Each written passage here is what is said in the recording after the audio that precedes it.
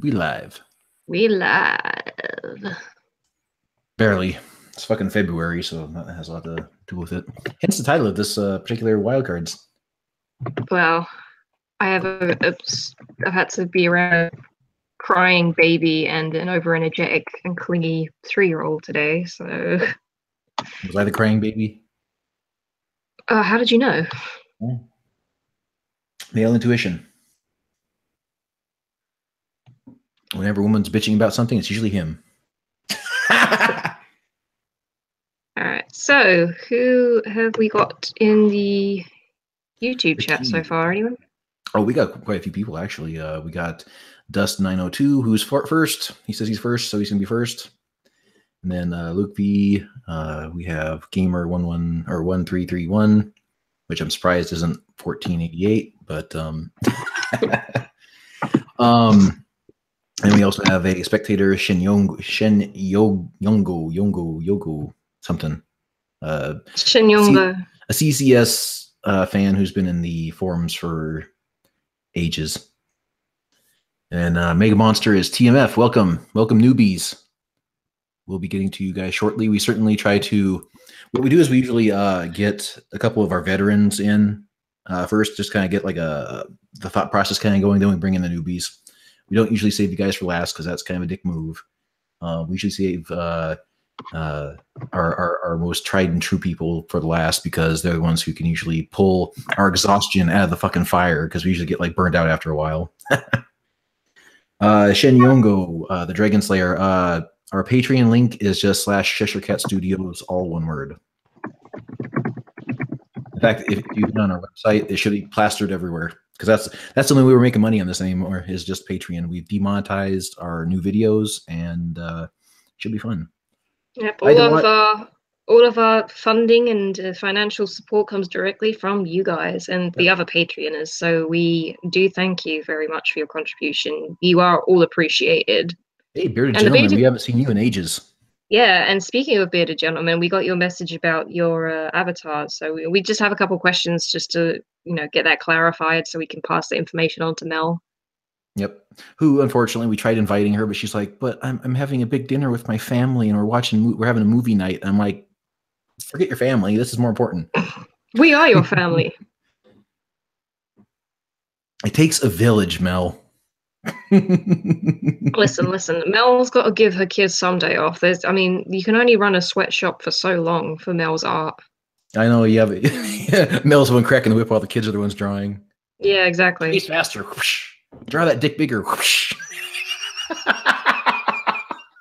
Do it for Joseph Smith. Oh God, I'm bringing that into it. All right. So it's been February. Did we release the video podcast this month? Was it this month or last month? Fucking hell, I can't remember anymore. We've been so wrapped up in trying to get our guest on the show that we've kind of been neglecting things. I've neglected things. Natalie's been working on Couch Co-op, so praise to you. The big audio update that we got to do is coming up shortly. We also have the avatars for TMF, and I can't remember Laura. Laura was the other one.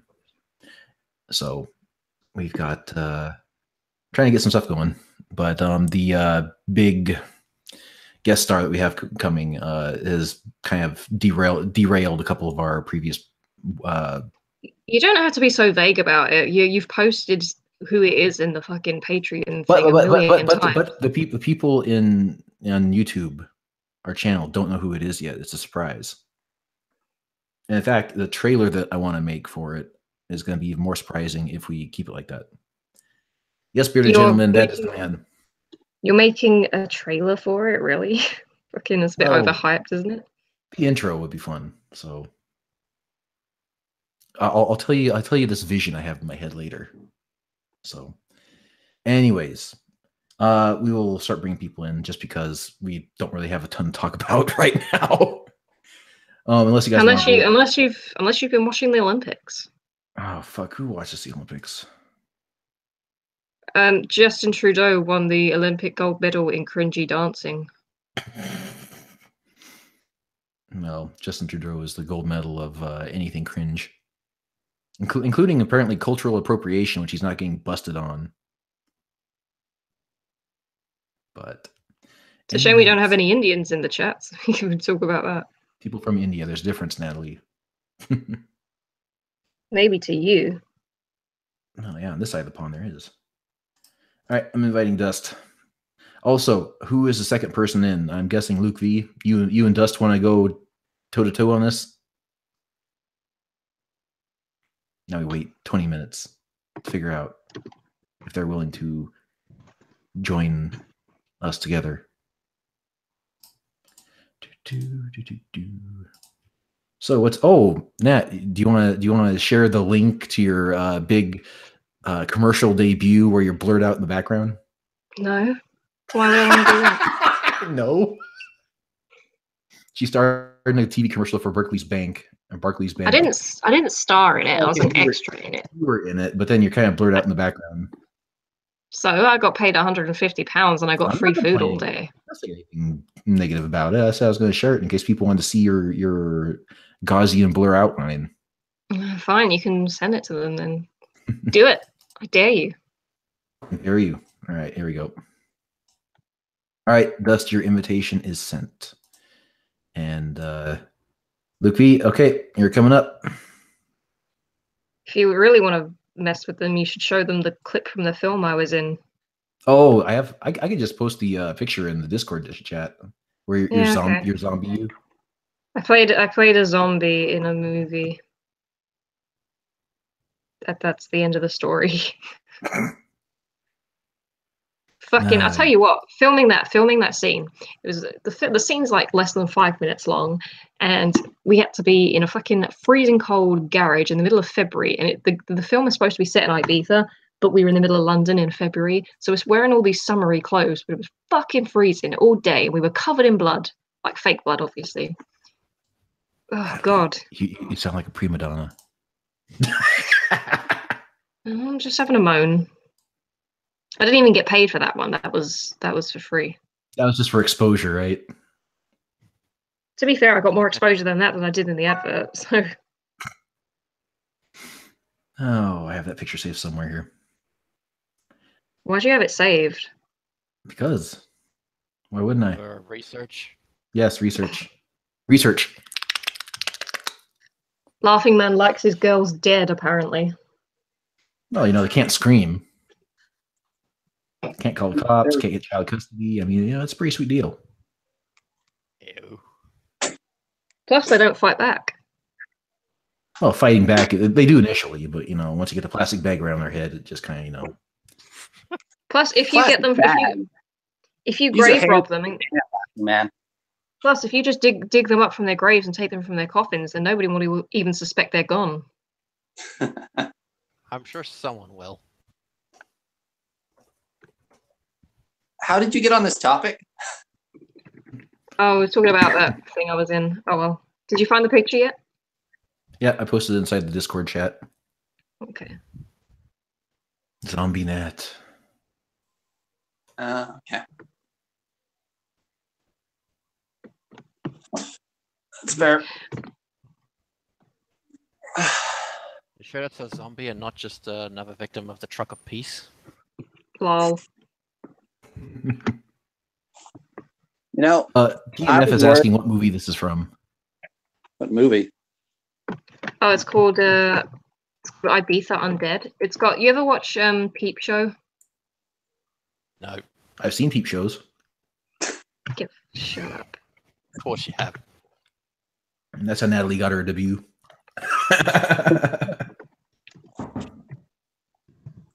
For any of you who have seen Peep Show, Superhand is also in the movie.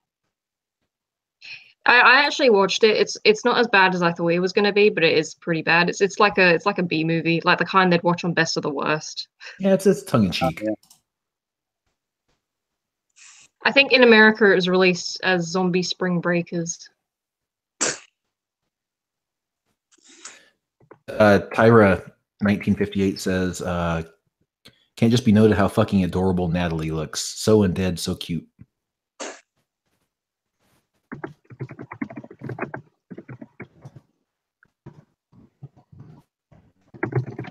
Then the way this just so everybody knows, since we have a couple newbies in, what will happen is we'll kind of cycle people in pairs. You guys can BS for a good chunk of time. We don't have that alarm anymore, so no worries about that. You guys can ramble.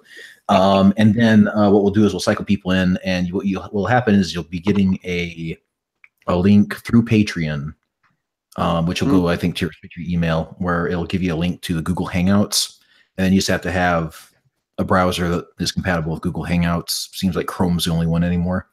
So just a heads up. Smartphones also option. Yeah. Unfortunately, installing Google over on my end is the only option. I fucking hate Google. Yeah. Don't be evil, and 10 years later, guess what happens? Some animals are more equal than others. Yeah. Oh. Don't be obviously. Right. No, go ahead. Have you tried typing in white man and white woman on like Google Images search? Oh god, I'm gonna try this. This sounds good. Was it white man and white woman? Yep. Does it come up and say you're racist? Right. Have a look. White man. There's no pictures of white men and my white women. Yeah. Wow. Google. No agenda there at all. I'm getting a bunch of them on my one. Not us. We get pictures of like black and white couples. The first row there's a white and an Asian. Does that count? Oh fucking hell! I've got Snoop Dogg dressed up as a fucking 40-year-old soccer mum here. What? I'll post it in the fucking. You looking? I'll post it in the Discord. Hang on. Just Google has a different agenda in the EU. Holy crap! What the fuck? Now, see, when Dave Chappelle did the whiteface thing, it was hilarious. This is just kind of creepy. This is what I get. This is what I get for white men. This is what I get for white women. Oh, it's gonna be great. This is gonna be great for people who just watch this and weren't here for the Patreon stream and aren't in the Discord. They're not gonna know what the fuck we're on about. And then the only picture of famous white men who married what? Oh, Latina women. Okay, because I was like, there's a picture of Matt Damon and his wife, but I must be mistaken. Oh, and the fifth result I have is what's up with the yellow fever fetish, and it's like, Jesus Christ, why can't people just be in love with each other? I mean, seriously. What the fuck is a yellow fever fetish? It's where Asians. you like Asians. Oh. So in essence, isn't this particular image, which is going to, I have no idea what the fuck thing, isn't that kind of racist in itself by saying yellow instead of Asian? Yeah. I mean, don't get me wrong, I have no idea how the fuck that works. We'll have to ask somebody else who's qualified to answer. But Jesus Christ, look, guys, look, I'm gonna post this in the Discord. Would you tap this? Would I tap what? Nope. Looks like she'd be tapping you. Where are you at? I don't think Memes and shit tap. posting. That'll be more of a smash. Oh, I gotta scroll down. Shit. And not the fun kind of smash either. You know, she has a very, very nice face. I'd just be scared to death of not doing the dishes. She would. Remember that one Family Guy where Lois gets all buffed up and she like. I was thinking Peter. of. I was thinking. The next morning, he's like, "She was the man." No, I was thinking of the fucking Simpsons episode where Marge gets all buffed up. Well, it's the same thing. I mean, Family Guy doesn't have an original thought. Seth MacFarlane doesn't have an original thought in his head. Seth MacFarlane, but Seth MacFarlane is awesome. I mean, according to Seth MacFarlane. Beer Gentleman says, "I'll be making the sandwiches."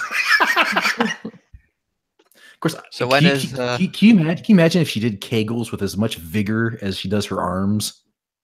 I mean, oh my god, it practically like break your dick in two. Snoo, Futurama. What a way to go!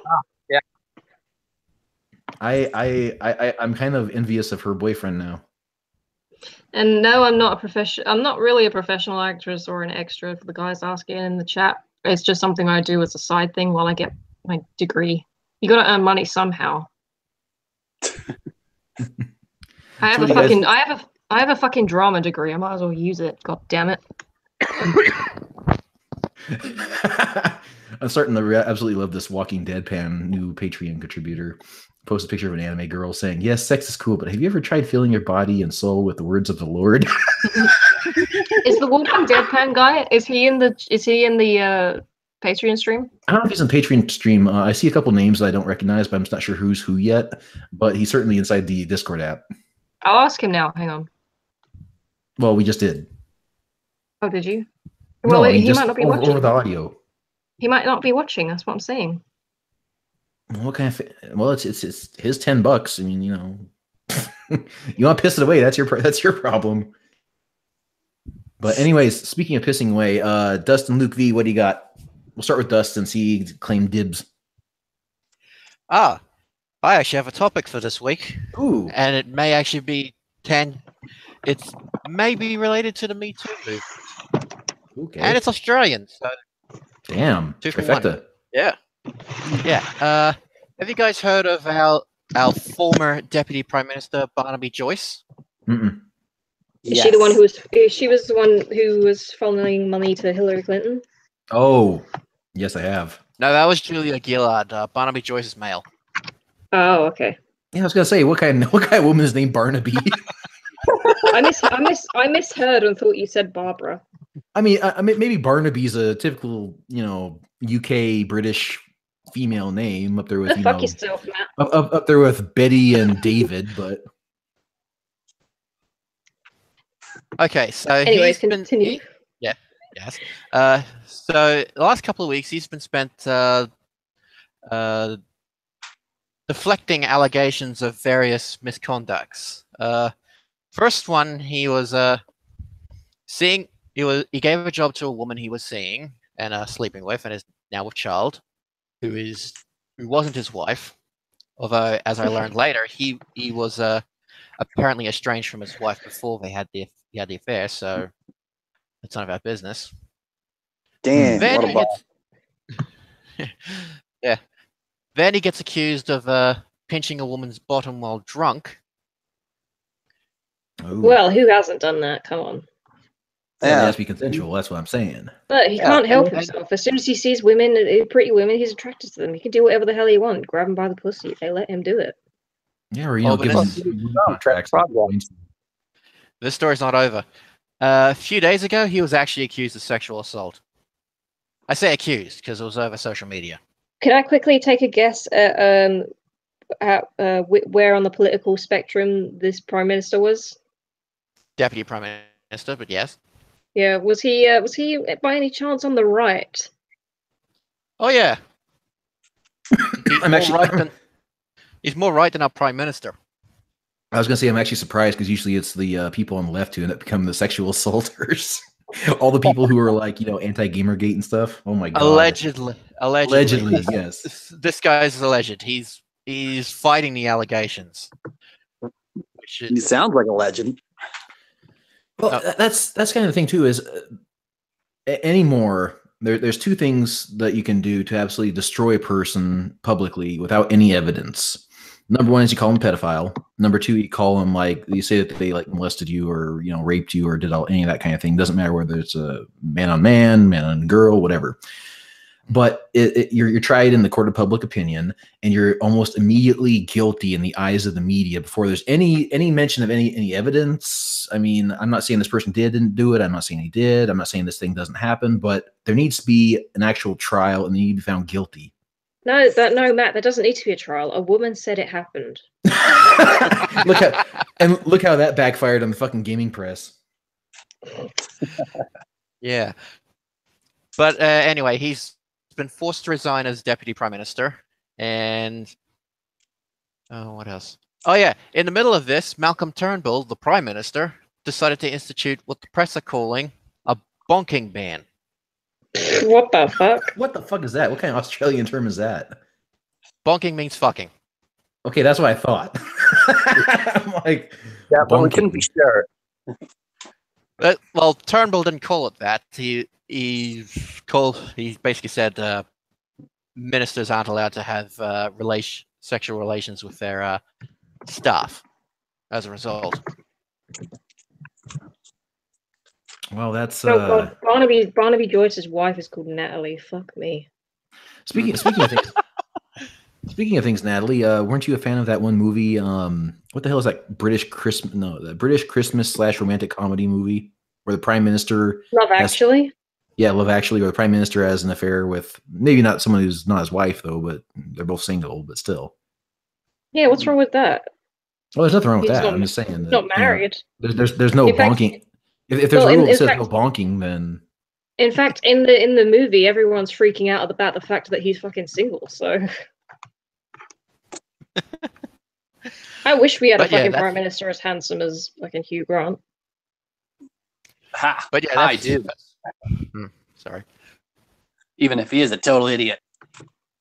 even if he's had his own share of sex scandals, and wasn't he like doing something with a prostitute in the middle of a park or something several years ago? I don't know. But you sure you weren't watching? You sure you weren't watching the extras Christmas special? Pretty sure. Oh. But yeah, so that's been the big scandal over in the land down under. Well, it's weak. That's a weak scandal. Yeah. Yeah. As I said, there hasn't been expressly mentioned as part of the Me Too hashtag, but it stinks to high hell of it. Mm. Oh, and Well, this was after the deputy prime minister was won a recent by-election because he was forced to step down because he had dual citizenship.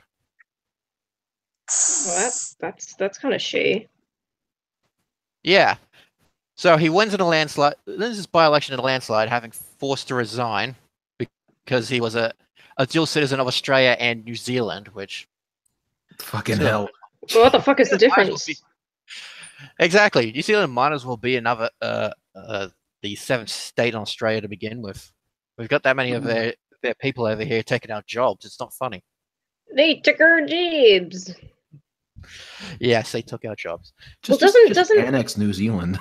Doesn't Australia have Doesn't Australia actually have the opposite problem of Europe and the US in that they actually kind of need immigration because there aren't enough people? No, Oh, okay. we have an I'm drinking and he goes, no. we have an aging population. But, I almost choked to fucking death. No, because I remember saying We don't have- because I have a friend who lives in Australia, and she said that something about how Australia's borders are so tight that barely anyone gets in, and it's creating like problems. no, we're importing roughly the population of Adelaide every year. So Yeah, but to be fair, there's not many people in Australia, so this is what pisses We me have off about. I don't mean to darken the thing or whatever, the subject or whatever, but the school shooting that happened, right? People Yeah. have been saying, well, you know, in 1996 there was a school shooting in Scotland, so we banned all guns, and since then there have been no school shootings. It's like, yeah, I think you'll find the population of the US is a lot bigger than the population of fucking Scotland. I was thinking Oh. about this today. on your point That's about cool. population, sorry, Australia is about 24 million people. So I'd say we got more than enough. Anyway, Luke, you were saying? Oh, yeah. Well, if guns are the causes of shootings, then shouldn't there be more like office shootings in America? Yeah, why is it Really? always schools? Soft targets. Yeah, exactly. You know, you can get in, you can shoot, you can create fairly easily the biggest quote school massacre in history and get your name all over the news. However, here's the thing: nobody ever considers the reason why they keep on saying it's the worst school shooting in history is because they can't use the words worst school massacre, because the worst school massacre was done in the 1920s, I believe, at a place called the Bath Schoolhouse, and it was done with bombs. killed about 30 children and 30 teachers. So, yeah. Yep. One of the things we've been hearing is that, well, you know, England doesn't have guns and we never have any shootings. Okay, number one, we do have fucking guns. You can get guns in the UK. People find a way to sneak them over. Just not the good ones. Yeah, it's only the good guys that don't have guns. The fucking bad guys are everywhere. I mean, the good guns, the ones that are like, you know, AKs and shit. Some lady got shot outside my fucking house last year. All right, there are guns in England. Secondly, there may not be a lot of school shootings, but there's a fuckload of school stabbings. And acid attacks, and God knows what else. Yeah, I was gonna say acid attacks and truck attacks and trucks. Trucks a piece. It just goes to show. It just goes to show that bad people are going to do bad shit no matter what. I mean, don't get me wrong. I come from I'm libertarian at heart, and I come from a family of right wingers. So I come from a very, very pro-gun area. And the thing is nobody even considers doing any of this heinous shit in the places that have the highest amount of gun ownership. Yeah. Of course, we're all rural, so that makes, you know, maybe it's just different. Oh, what the hell do you call it? Different culture. Yeah. Maybe your schools are just less miserable. No, they're still pretty shitty.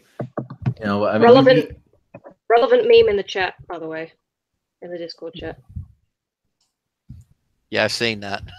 That's still been floating classic. around Facebook for a week or so. Hey, America.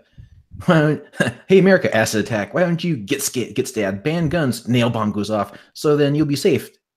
Gets hit by a truck, just like us. Yeah, why don't they ban acid? Because that'd be almost impossible. And the thing is, banning guns, that'd be almost impossible in the States because there's 360 million people in the States, and there's actually literally 300 million guns floating around. Well, that even doesn't matter. You share a border with Mexico. They smuggle drugs over all the time, but they're highly illegal. Do you think it's going to be any different for guns? Well, prohibition too. I mean, anytime someone says, "Yeah, we're going to make this prohibitive," people want it more. I mean, the gun and ammunition sales, we're at the all-time, well, maybe not all-time high, but they're certainly extremely high compared to the Bush years when Obama took office, because everyone's like, "Oh my God, they're going to take all our guns."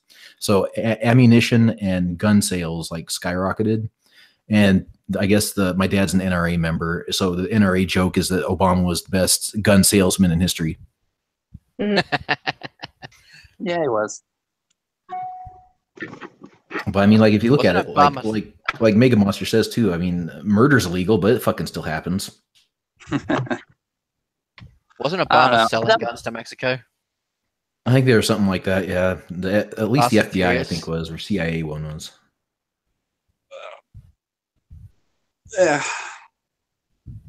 Speaking of prohibition, but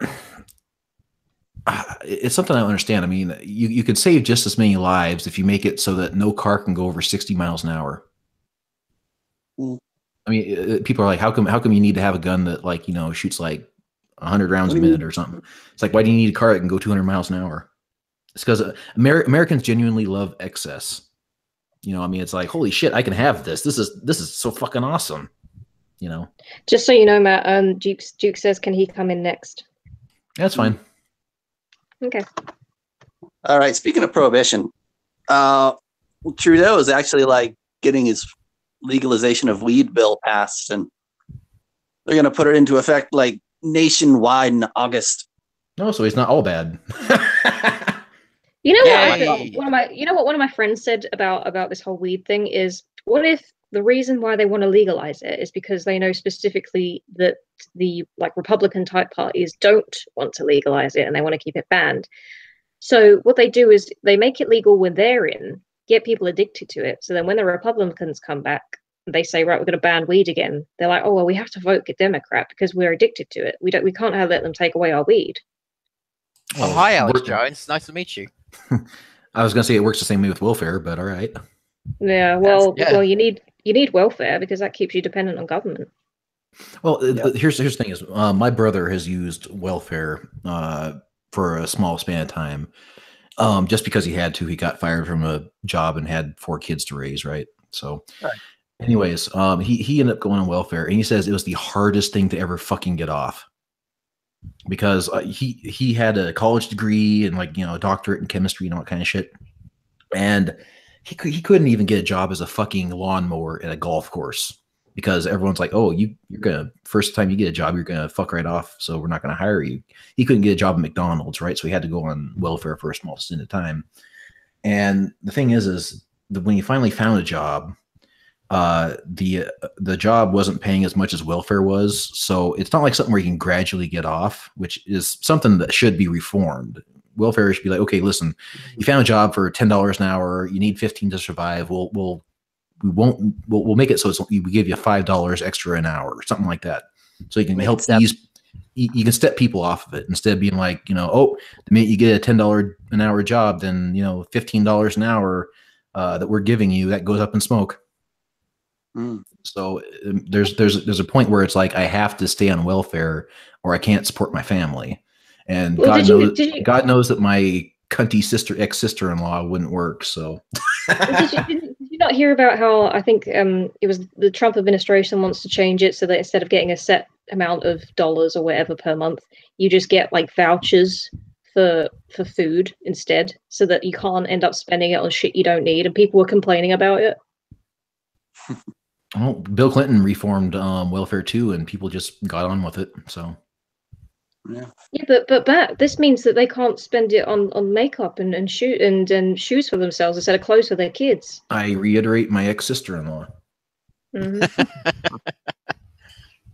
Oh, the stories I could tell, but I'll save them for the Discord chat. That's fair. Ooh. If you want to hear Laughing Man's family stories, donate $20 to Patreon. Well, apparently I went off in the Patreon chat a couple days ago. If you donate $200, we can get Jerry Springer and. Well, here's the thing: is I actually went off. We had a long political discussion in the Discord app chat, and I went off. And apparently, I made so many fucking people depressed. But basically, you know the Red Pill documentary. It was basically my own instance of shit like that, and it's like not me personally, but like family. And apparently, it really like depressed a lot of people that there were such bitchy women out there like that. Anyways, yeah. That's life. That's Anyways, what all the people say. So Duke, goddammit, Luke. Luke, and I don't know what else. What do you got? Something more cheery. Oh, something more cheery. Okay. So I bought a bag of potato chips lately. Oh, we saw that. Like a blowjob mouth on it. I was so freaked out. Well, once you pop, you can't stop. gives a whole new interpretation to the name Lay's. Yeah. What how did they make this and put it in stores? Hey, sex sells. I was gonna say, even like the really, really subtle sexual stuff actually sells. If you show like female lips, female eyes with the makeup and the curled eyebrows or eyelashes, that kind of shit actually psychologically does sell. I mean, that's just a fact of life. Look, and then also when you're done, you can cut it out of the crisp packet, and then you can just hang it. You can put it over a glossy donut. Yeah, exactly. There's also like a grimace one. It just looked just so weird. I don't know. Marketing in Canada is stupid. Apparently, that's not all that's stupid in Canada. Oh, sorry. I can't. I'm thinking of Trudeau. It's okay. That Indian costume was hilarious. Costumes. fucking Justin Trudeau, man. He's the most disingenuous politician I think I've ever seen in my life. Yeah. Why do you think that was a good idea? Because cultural appropriation doesn't apply to the guy was pretty old and fell out of favor. Then he wouldn't legalize it. Trudeau said he would, and he is, so whatever. We'll vote him back in eventually. Do you think he's gonna save it for the very last thing he does? Yes. I don't know. Bill's passed, so Oh, it companies passed. are lined up to start selling it. It seems like a racket. Hey, man. Manitoba has like 4 specific companies to sell all the weed in Manitoba. Hey, man! I said in the last Patreon live stream, I think prostitution should be legal. Why not? Oh, it definitely should. Mate, if it's regulated, what's the problem? Yeah. Plus, there's tons of prostitution in Manitoba anyway. Well, it's like abortions. You can make abortions illegal, but people are still going to get them. So you might as well make them legal and make it so that these people have a place to get it done where it's safe. They're not going to get infections. They're not going to risk dying. Just like prostitution. Yep. Oh yeah. Well, probably with prostitution, if you had like the Louis Theroux documentary, if you had a place set up where there were women and they live there, they're nice and comfortable, they've got pools, they've got gyms, they can eat whatever they want, they can go do whatever they want, they have full control over their bodies, they can say yes or no to anyone that they want, everything's written down in contracts, there's people around to make sure that there isn't any funny business. People have to pass an STD test before they're allowed to do anything with any of the prostitutes. It's all regulated and it's safe. It's much better than just hanging around the street corners when you don't know who the fuck is coming up the street. Well, it's also safer for the women too, because if it's safer for the women too, because then you also have the protection of the law. You can go to a cop if somebody actually rapes you or beats you or something like that. Yeah, and if I think a lot of rapes happen because a lot of men are just sexually frustrated. If there was a healthy way to let out that sexual frustration, maybe there wouldn't be as many rapes. Actually, I heard a theory that there wouldn't be as many school shootings either. What, because of sexual frustration? Yeah, because of the sexual frustration. Possibly, because it seems like there's an air of misogyny with like the one who shot up in Miami, I think it was. I can't remember the guy's name. We referenced him once. They say that the reason why the rape rates in Japan are so low is because they're so open about sexuality. Oh, yeah. The same thing with internet porn is the minute internet porn dropped, all of a sudden actual real life rape fell 60%. Well, look at what all the fucking Hawaiians were doing when they thought they were going to die. I'm expecting a lot of babies in about 7 more months. Mm. Wait, that actually happened? Yeah, the Pornhub released this thing where like the numbers for the amount of porn videos in Hawaii spiked right as the missile warning hit. Oh. I'll post it in the Discord chat. 1 second. Yeah. I mean, prostitutes have it especially rough in Winnipeg, where it gets to be like minus 40 in winter. Yeah. Here we go. I'll post it in the Discord. Hello. Hey. How you doing? Duke. What's up? All right, I suppose. I'm good. I am feeling good. So let's see what else. Let's see I'm feeling good and everything else, and just sitting back, relaxing, and looking at Twitter, seeing what's trending and such, and seeing how everything is heading out on Twitter. I get it. You want to talk about Joss Whedon? No. Joss Whedon, please. No. I already talked this on my podcast. Cheap plug of the Duke City Lounge. But Joss Whedon getting kicked out, Batgirl. I'm like, fine. Joss Whedon, you know what? He is dropping out of his own volition. Yeah. I think that was a little. They probably someone got hold of him saying, look, you're not doing right. We need to go in a different direction. And he wanted to save face. That's my personal thing. But yeah. Actually, there was another interesting article if y'all saw. Let's see. What was it? Let's see. see, what was the thing I posted earlier about the CGI thing, which is this article called Engadget I saw this morning, and it said why Black Panther is amazing, why is the CGI model so terrible? And I'm like, and I read most of the article, and I do agree. The CGI, the Black Panther. Did anyone see Black Panther yet? I haven't seen it yet because I'm fucking poor. And you're racist, but okay. Well, I was gonna say yeah, I haven't seen it. I was gonna say I haven't seen it because I'm white. I have to stay home and like check my privilege and let other people have my seat. We can't buy tickets to go see Black Panther, Duke. That's it would be intruding on the black people's space. Didn't you read Twitter? Well, yeah, but look, come on. I mean, hey, since I have cable, so I have higher privilege than y'all. And so I let you. You have my permission to go see the movie.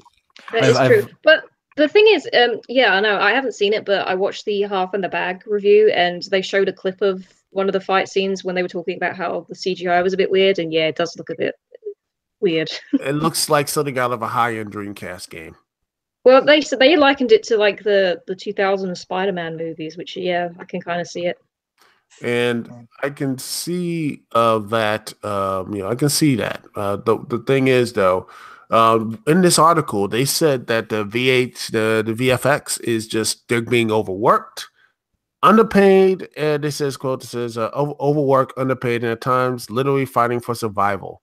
And it's just so they're getting. These movies are coming out so much, these high-end movies, and they're just saying, look, we're overworked, they're stretched too thin. And I'm like, it's not surprising. I mean, sure, you got stuff like, say, the Planet 8 stuff, but, where the CGI looks really, really good. But then you get stuff like this, where it's just, which just looks more video game. Like, even I like Justice League. But man, the CGI was rough, was really rough, and that's the problem. And I look at not just Age of Ultron, but the next one, the Avengers: Infinity War. Thanos looks like a goddamn just the Incredible Bulk. He looks like a high-end version of the Incredible Bulk, man. I'm like, reference. I mean, just man, I know Thanos wasn't a looker back then. I'm like, it's like you just downgrade. They say, okay, let's just downgrade him.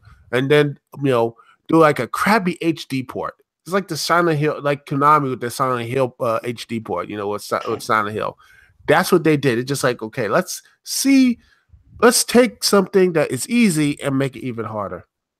That's what I look at like Thanos. And I'm like, man, he looks, and it's just like, I know maybe it's unfinished, but these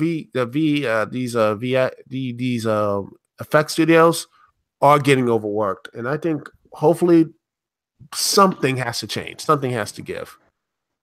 Because if these superhero films are not going to stop anytime soon, you're going to see these guys are going to go to a point that it might just the quality is going to continue to dip. That's the sad part. I don't know. Yeah. I mean, practical effects are better anyway.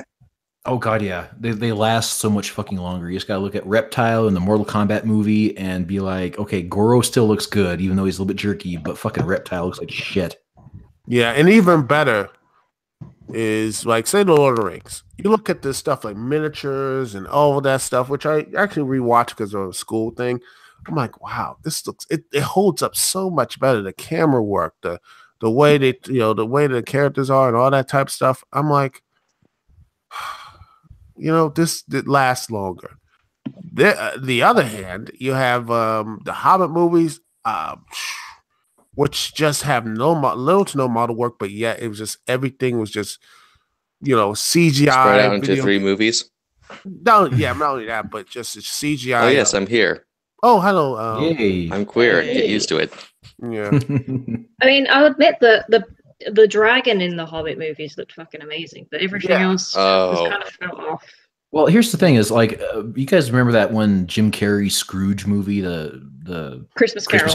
Yeah, and every single time I watch it, when it came out, I'd watch it and it just hurt my fucking head because you see this Uncanny Valley. Uncanny Valley, where like, remember when And it's anti-propaganda.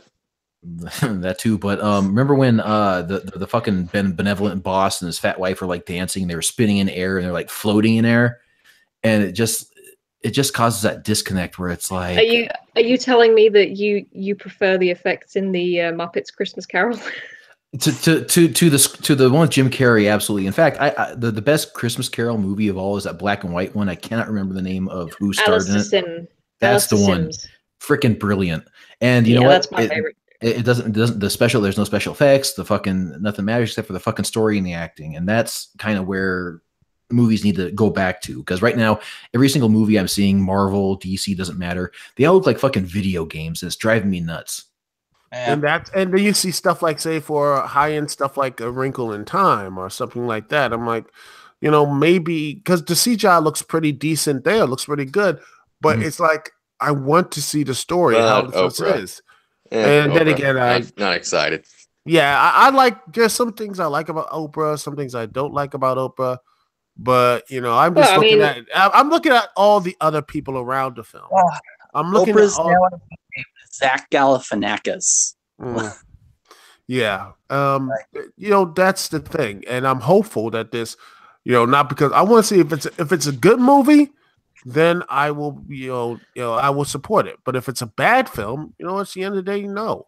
That's what it is. I judge movies by that type of standard. And I know some people might not like that, but there's certainly there's special effects have a practical purpose where they enhance something that's already good, like The Matrix, right? I mean, The Matrix, you can look back and be like, some of the special effects kind of look a little bit, dated and that kind of thing. But, it still helps with the storytelling. But the special effects should not be the focus of the movie.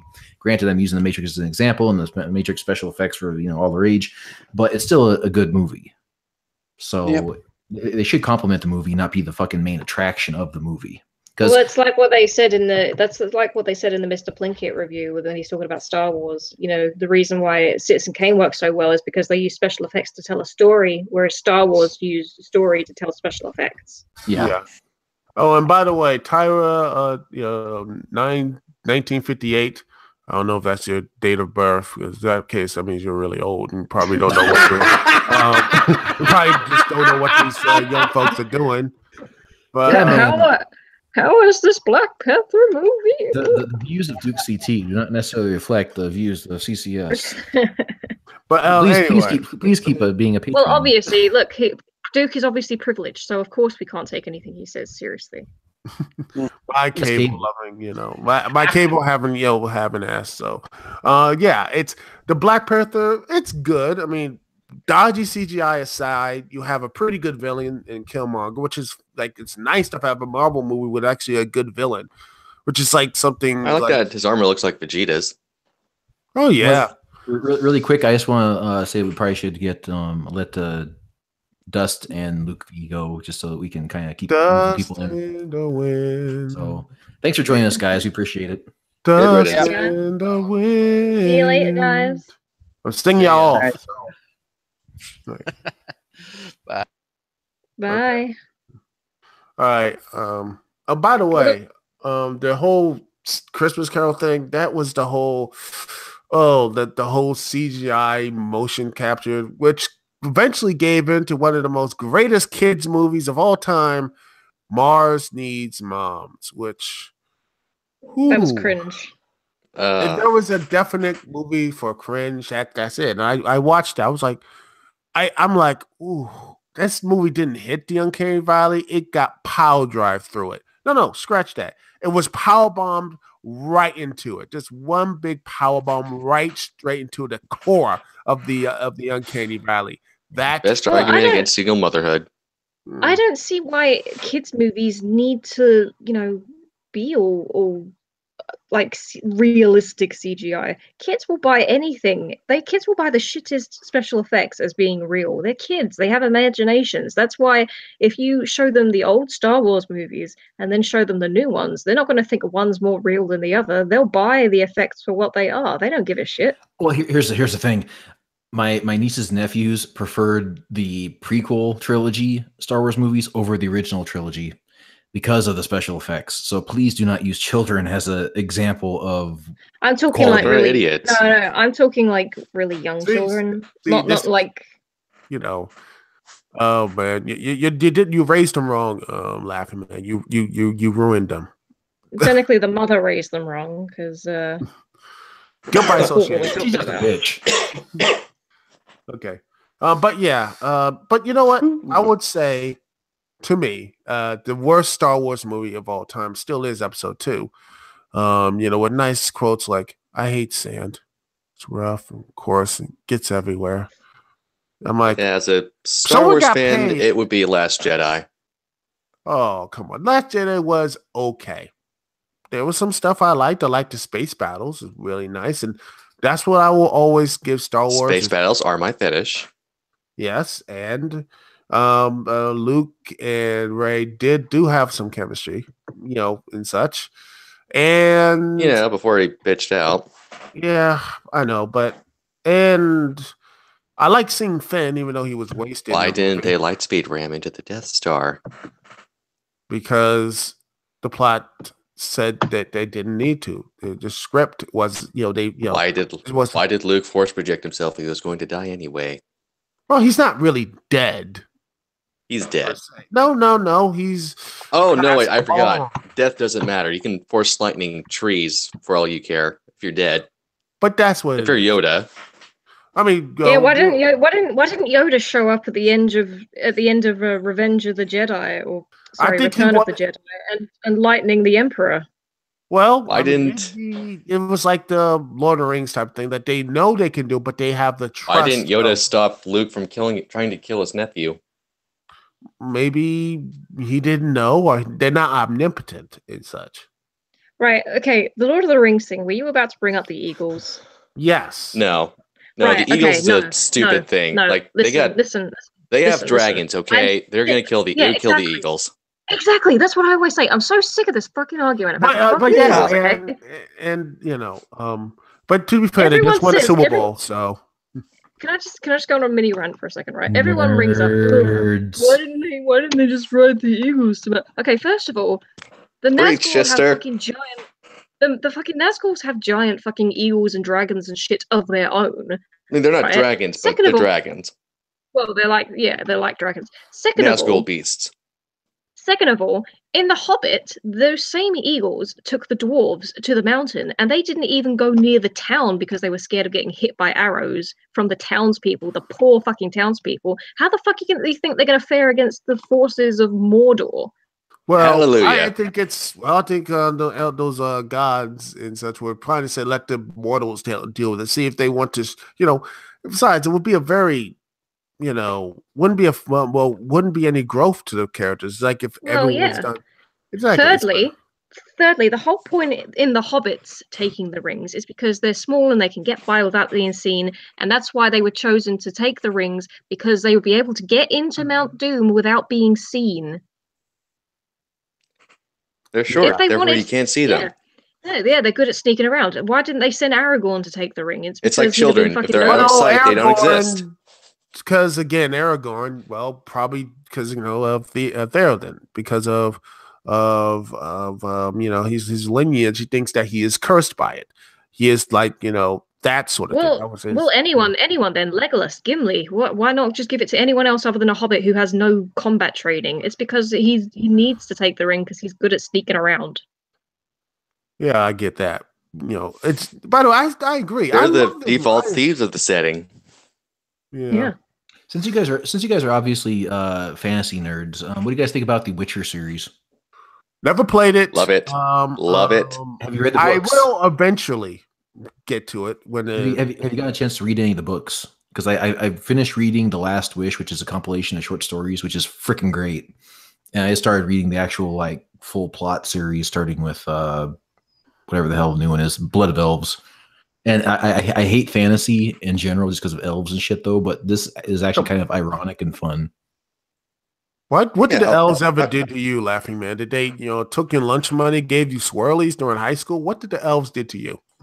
How did they hurt you? I rather not. He tried to bang a hot elf in World of Warcraft, and she rejected him. No, I was gonna say that Dude look like a lady.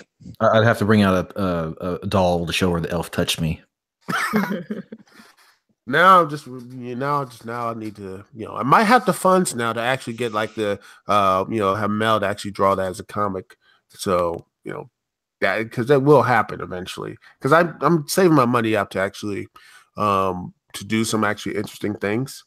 So you might see that in the comic soon, ladies and gentlemen, if that what y'all want to see. If y'all want to see that. I'm also doing some interesting things too, but I'm doing it with the artist Canales. You're cheating on Mel. How dare you? Yeah. Anyway, got some post some of the stuff I've commissioned on in the Discord chat. Let me see. Also posted it on BMask's Discord. Okay. Also, yes, I'm cheating on you too with BMask. How could you? You know, I'm actually BMask and drag, right? That wouldn't surprise me. But actually, speaking of Discord, actually starting up my own one, which is in the and you get a Discord, and you get a Discord, and you it's in the planning Discord stages right now. It's not done yet, but it will hopefully by the time it does get done. I'm gonna try to get nice stuff into it. I don't know if I could use I might start using it when I get like say maybe a Patreon soon if people see it, because a lot of people say I should have one. I'm waiting to at least get more subscribers, then I might get a Patreon. Maybe like 5 or maybe 10,000 subs, I might get one. But since a lot of people are worried because of the whole monetization stuff on YouTube, which was already coming anyway, I'm like, maybe I should get one just in case. But problem is I'll probably be way too lazy and I'll be like Spoonie and just like forget to even post things on Patreon and just be like, oh God, like it'd be like 2 years and like, oh crap, I knew I should have posted my reviews up here. I just plain old forgot. Yeah. So I posted the images on the Discord. Yeah, I was gonna ask who's the artist? Ibai Canales. He's a guy working with your boy Zach on Iron Sights. I was gonna say Mel might get pushed to the back. No, I'm joking. No, I will, because I might do something like that because that looks like cool fantasy post-apocalyptic stuff. Yeah, I'm working on my own fantasy setting. Oh, too. Oh yes. It's kind of like a World War II-esque era fantasy. Sadly, so am I. And you get a fantasy, and you get a fantasy. Blah, blah, blah, blah, blah, blah. Well, you get to be a hack writer. You get to be a hack writer. Oh, come on. Okay. Well, by the way, guess what's number one trending right now on Twitter, by the way? You know what it is? It's not The Walking Dead, even though it's on there. The number one worldwide trend is the WWE Chamber? Yep, there it is. You ruined my surprise. Oh. There it is. You just ruined everything. I'm sorry. I should check my privilege. Feminism ruins everything. But yeah, it is. And it's actually funny enough, the first match right now is, I believe, is the women's elimination chamber match, which is basically, having like it's 4 people fight, it has like 4 people in pods. And you have first off, the match is you have 2 people start and they fight.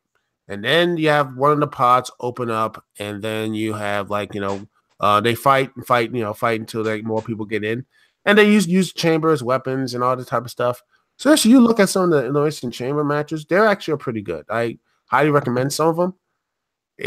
But this time they have instead of actually just still grading, they actually had mats, so they can't really do any type of hardcore stunts on them anymore, and it's just weak and pathetic. I mean, they used to have metal grading, so I know safety and all, but dang it, I missed actually having y'all can just go nuts and hit the metal. Actually have some consequences. Now you just just the padding and everything else, make everything safer, and no sense of danger at all.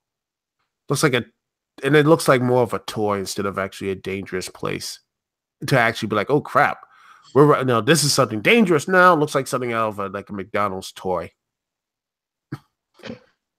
Oh yeah, yeah, something like you give someone at McDonald's, like, oh, by the way, here's the elimination chamber toy set right there, right next to your Szechuan sauce, which is Oh, I can't. And by the way, McDonald's actually bring that back again. Well, yeah, because Rick and Morty fans rioted. It's coming back tomorrow, isn't it? Oh wait, God.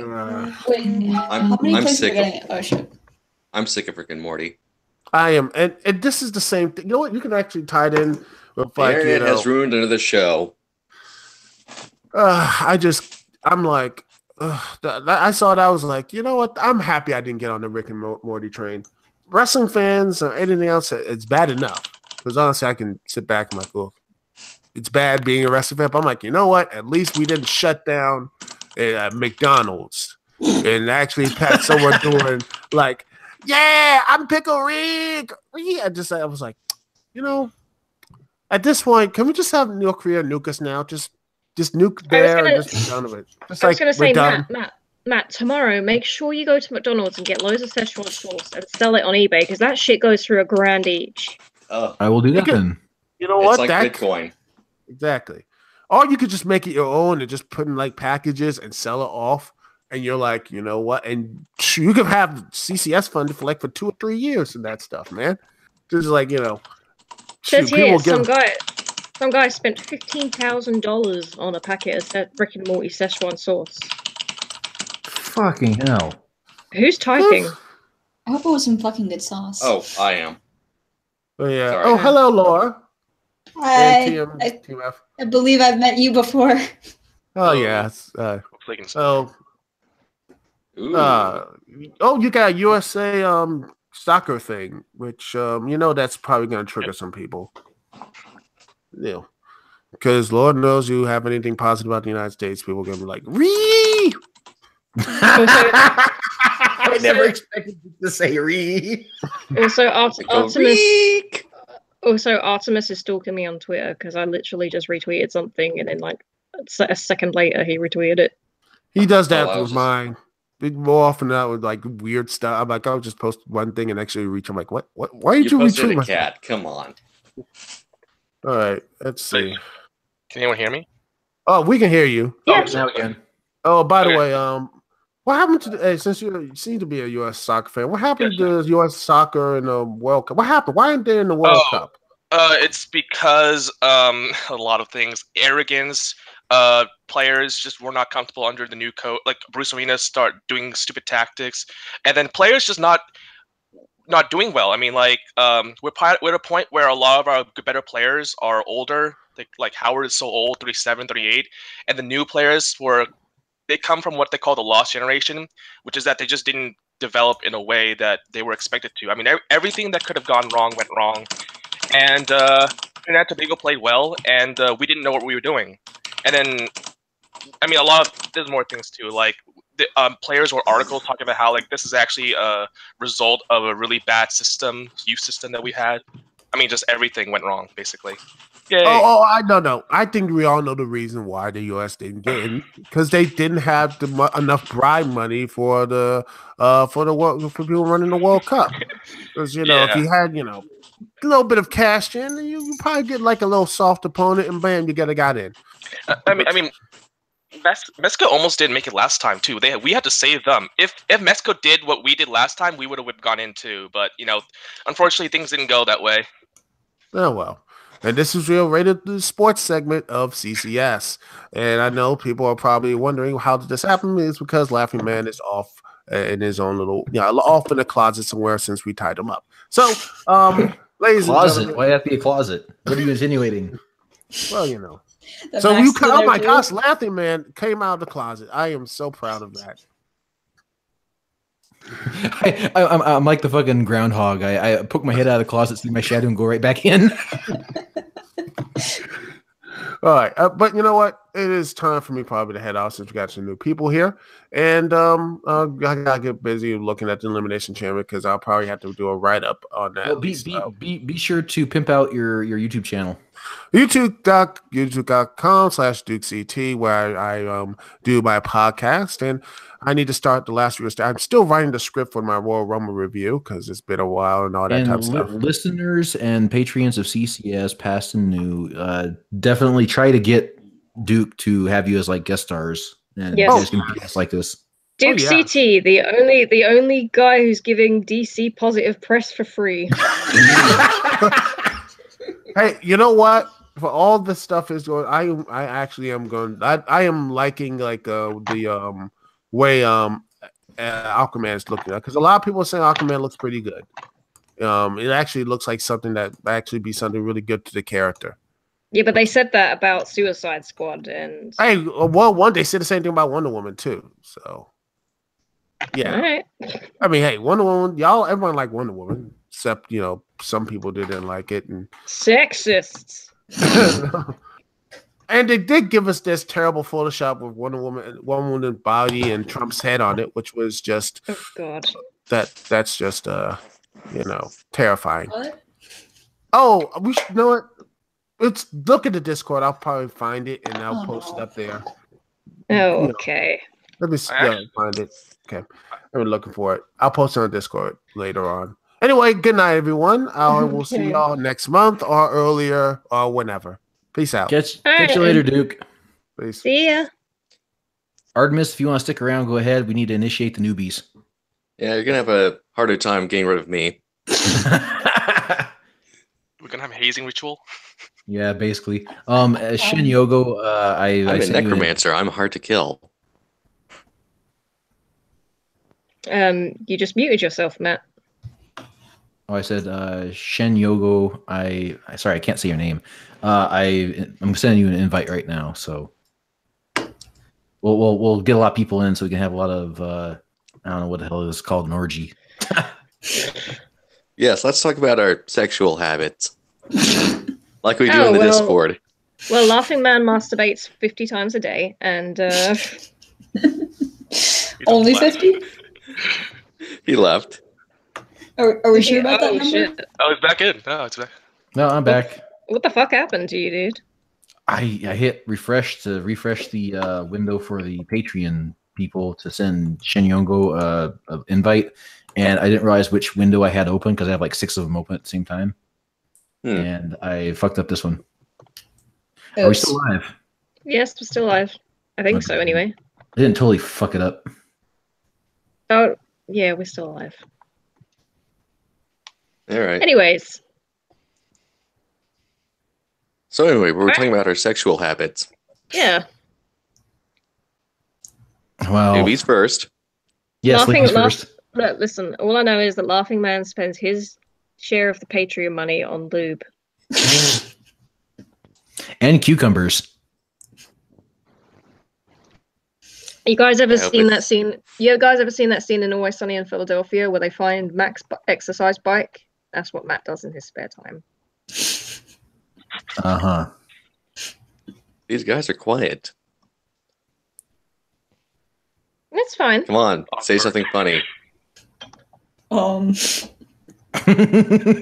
crying. Damn it! That. You should be asking my boyfriend for that. I'm sorry.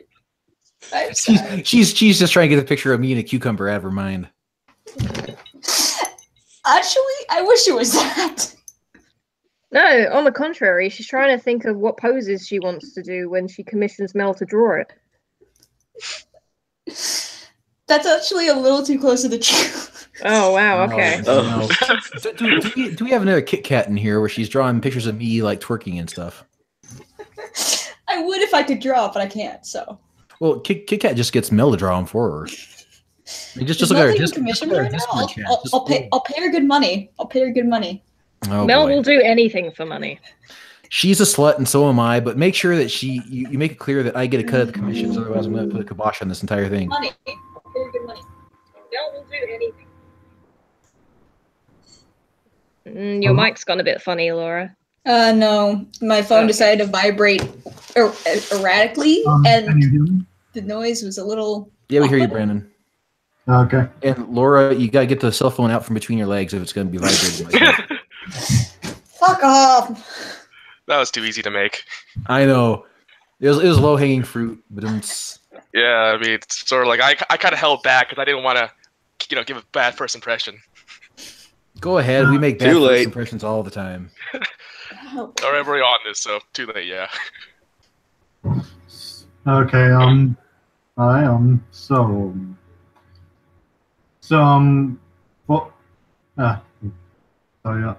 So have any of y'all heard about that new Disney movie or upcoming one, A Wrinkle in Time? The one with I've Oprah? Yeah, I don't really know what it's about. I don't think we've really had any press for it over here because the only things I ever see of it are on like Twitter. I haven't seen any television adverts for it or anything.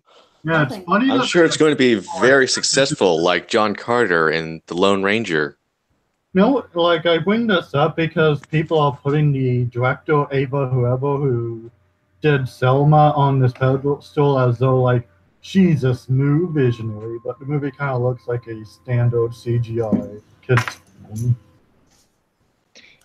Yeah, I mean, from the pictures I've seen, it doesn't look like it's my kind of thing.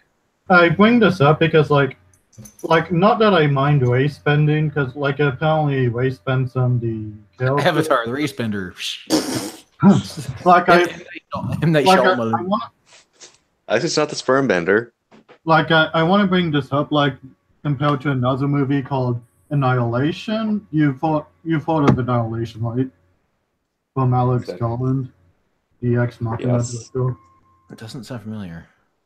It's Natalie Portman. That's why it doesn't sound familiar.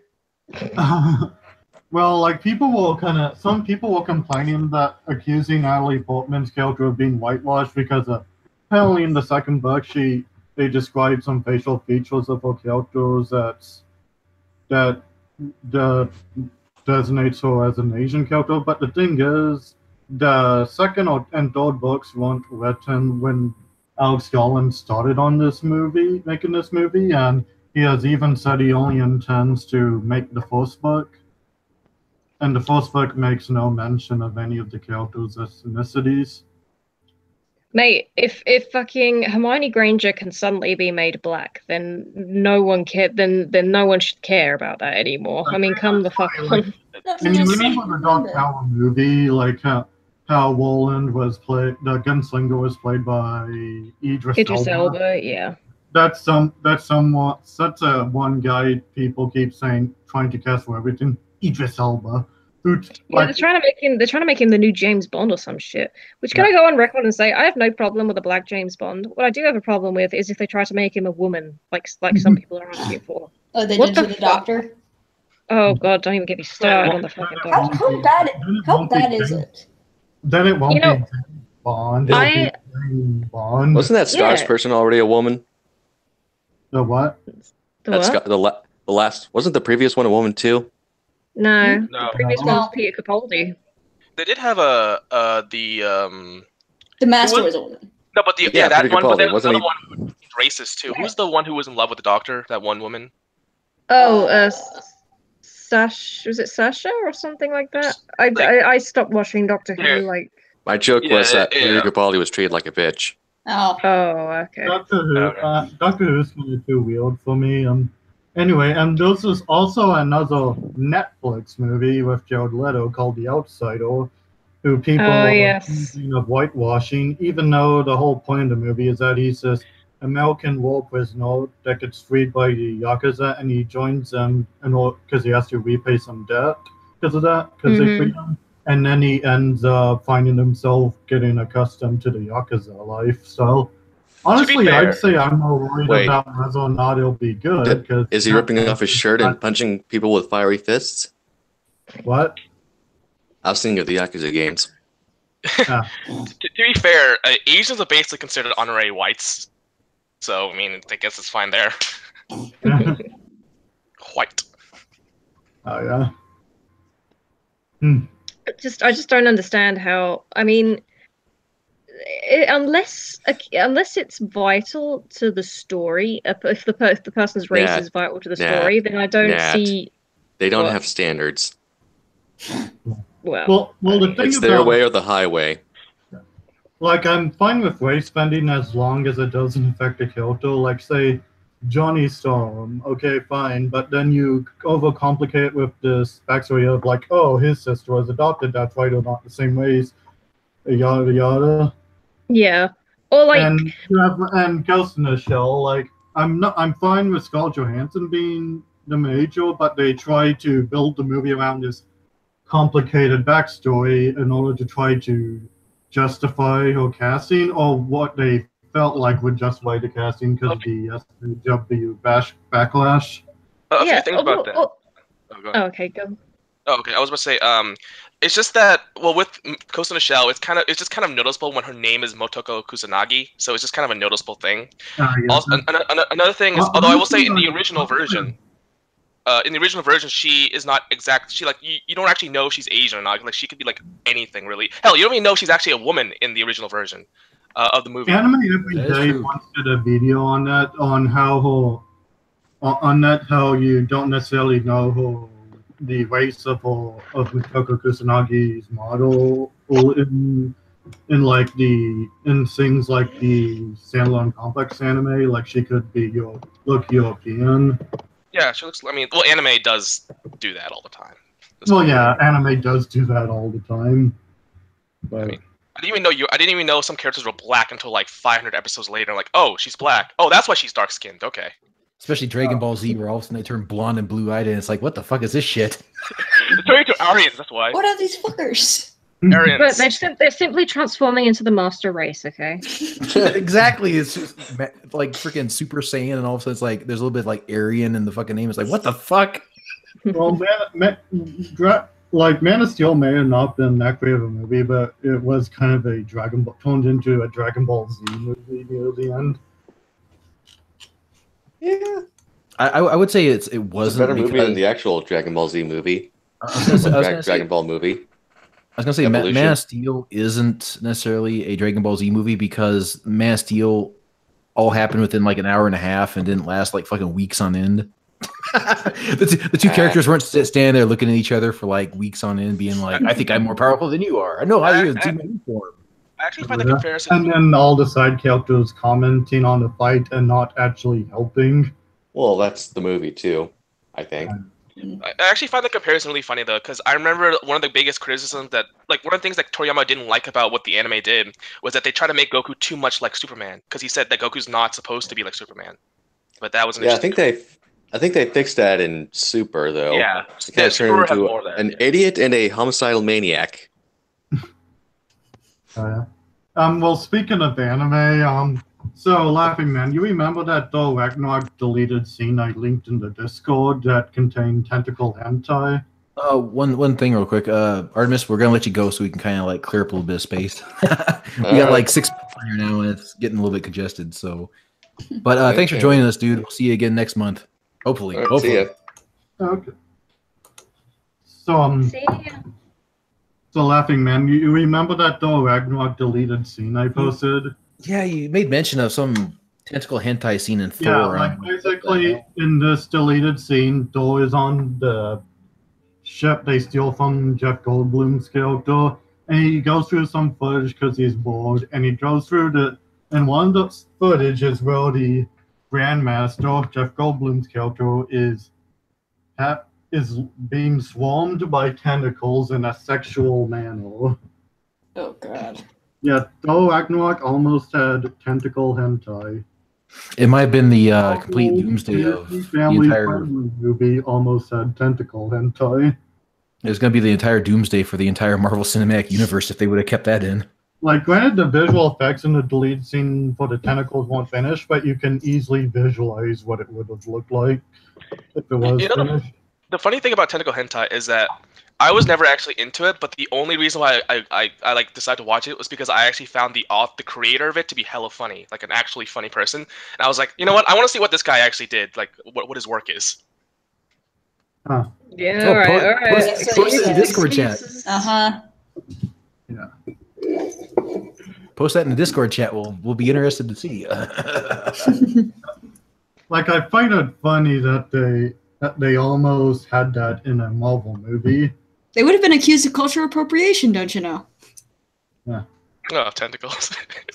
Meanwhile, they allowed a dialogue that says that talks about sex orgies in Thor Ragnarok. Do you think when Justin Trudeau makes his state trip to Japan, when him and his wife have sex, he's going to use a strap-on octopus? Jesus Christ! I mean, you got to blend in with the culture, right? Yeah. Aren't Japanese also? I mean, like they're open about the sex, but aren't they overall very sheepish people? Yeah. They're actually they're actually very strict as a society, and that's one of those animes that it's kind of the escape from that. Yeah, I mean, I've been to Tokyo. I went about 5 years ago now. Jesus, and yeah, they were very, very, very, very like unapologetic about the amount of sex everywhere. That they were advertisements for pornographic things everywhere, like in the middle of the street where kids could see. You'd go into the game store and you'd accidentally wander into the fucking porn section because it all looks the same. Like it's just like seriously, they actually have. They have areas that aren't porn sections. Well, I went in the game store and I was looking at like you go in, you put a couple of yen inside a vending machine, trying to get like a Coke, and all of a sudden you get used underwear. There are vending machines for everything in fucking Japan. There's vending machines like every block. It's insane. But yeah, I was in the game store and I was looking at games, and all of a sudden I'm going along, I'm browsing the games. All of a sudden I noticed that I'm surrounded by a bunch of guys who are looking at me weirdly, and I'm thinking, what the fuck? Then I noticed that it's because I'm in the fucking hentai section. But here's a question though: How old were you when you were in Tokyo? 13. So 2013. No. It was 2013. So I would have been 17 years old. Oh, I was actually, gonna say 16. I was gonna say 13 is apparently their age of consent. Actually, that's not true. That's it's only the age of consent in 2 islands on Japan, and those are 2 uninhabited islands. That's 14. Convenient. Yeah. It's also 14, not 14.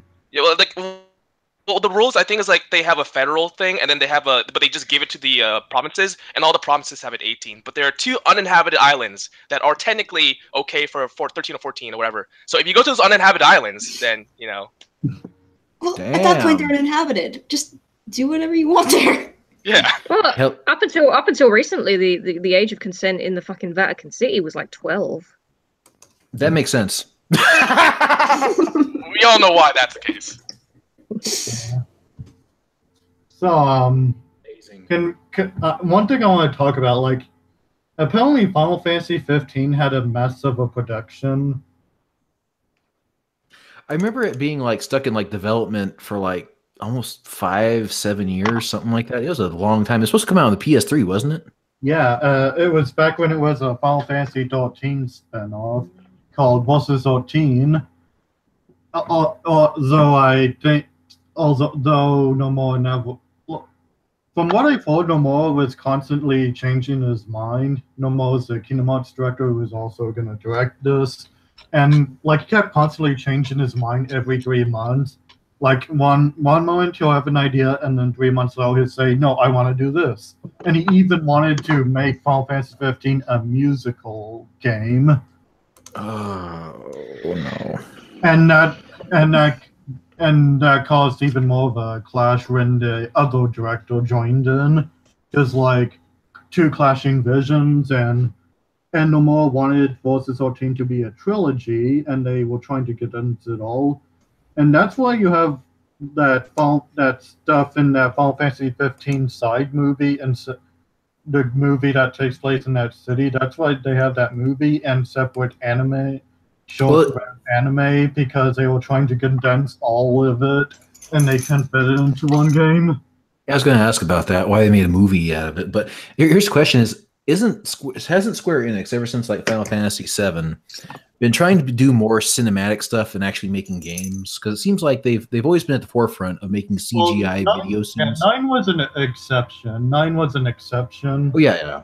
But I mean, like, it seems like, you know, they made the Advent Children movie, they made the Spirits Within movie. They've always been trying to push the boundaries of CGI almost even better than Pixar. As far as like the uncanny valley and realism. And it seems like they've been just trying to like make movies more than video games anymore. In fact, like that new engine of theirs, like Lumina something that had really good graphics, they were unable to use it for 15 because all they knew how to do was do graphic stuff without they could barely make a playable game with it. Huh. And like anyway, yeah, it does seem like Square is more obsessed with CGI cinematics. Yeah, I mean, they've always had interesting stories. Maybe not great, but certainly interesting. Yeah. And Final Fantasy VIII comes to mind, where that seems just like a fucking nightmare. Oh, that is a fan theory, apparently. But yeah, it just seems like Square has spent more time making the cutscenes and the stories versus improving what makes a JRPG. Because I mean, for the longest time, they still kept the turn-based thing, which was kind of going the way of the dodo for most genres. Oh yeah. That's just my opinion. In fact, this is a side note. Apparently, like, you know, Final Fantasy 13, like, when they had like beta testers, they were very mixed about how linear it was, but they couldn't fix it because they spent so much money on it, on the environments and graphics, that they couldn't go back and change it. Interesting. That's something I thought, at least. It's just it's been a while since I've dabbled in Final Fantasy. I think 10 was probably the last one I actually played, and yeah, that's been a while. Yeah. Well, the thing is, it's been I know like Turnbased tends to get a rap of being outdated, like especially in the standard way. But I think you could do interesting things with Turnbased, like strategy. Yeah, like, if it's strategy based, certainly. Like with Chrono Trigger and XCOM, of course, and yeah, XCOM. We mentioned that in the chat last night. Yeah, and there was even this one old Sega Saturn RPG I really like called Panzer Dragoon Saga. Mm-hmm. It's like where you play as this guy in a post-apocalyptic science fantasy world, and you control this dragon, and basically you mostly fly in environments with this dragon, and the combat, it's basically like a mix of turn-based and real-time. Well, because it's a sequel to a series of rail shooters, and basically, well, like any turn-based, it puts you in a separate battle room, but like you can maneuver around your enemies. I'll actually send a link to some gameplay of it in the Discord. Like it's actually really has a really interesting story, and it's actually a game that actually manages to make playing as a dragon satisfying, which that really ever happens in video games. Mm-hmm. Yeah. Hey, Laura, Laura, you've been quiet lately. You want to get a word in edgewise? this I mean, your dime. When I think of video games, I think of Nintendo. What do you guys think of them right now? They seem to be doing good. Yeah, they've done really well with the Switch. I'll definitely give them that. It's a significant improvement over the Wii U, which I think was a massive clusterfuck. I'll admit, I did not expect the miracle that occurred, because when the Switch was coming out, I was just like, okay, what's going to happen? And I bought it. And then now I'm like, okay, if you're not into Nintendo, it's not going to convince you, but at least they're making money. Yeah. And well, they've always made money on the handheld market for sure, and now they've kind of created this hybrid where it's handheld and console at the same time. So they've taken two markets, converged them into one, and I still don't think that they're the best place to like play like something like Doom. But as far as they have the Legend of Zelda game that was a huge success. They're trying a couple of, I guess, new things. I'm trying to think of that springy, punchy game. Can't remember the name Arms. of it. That's it.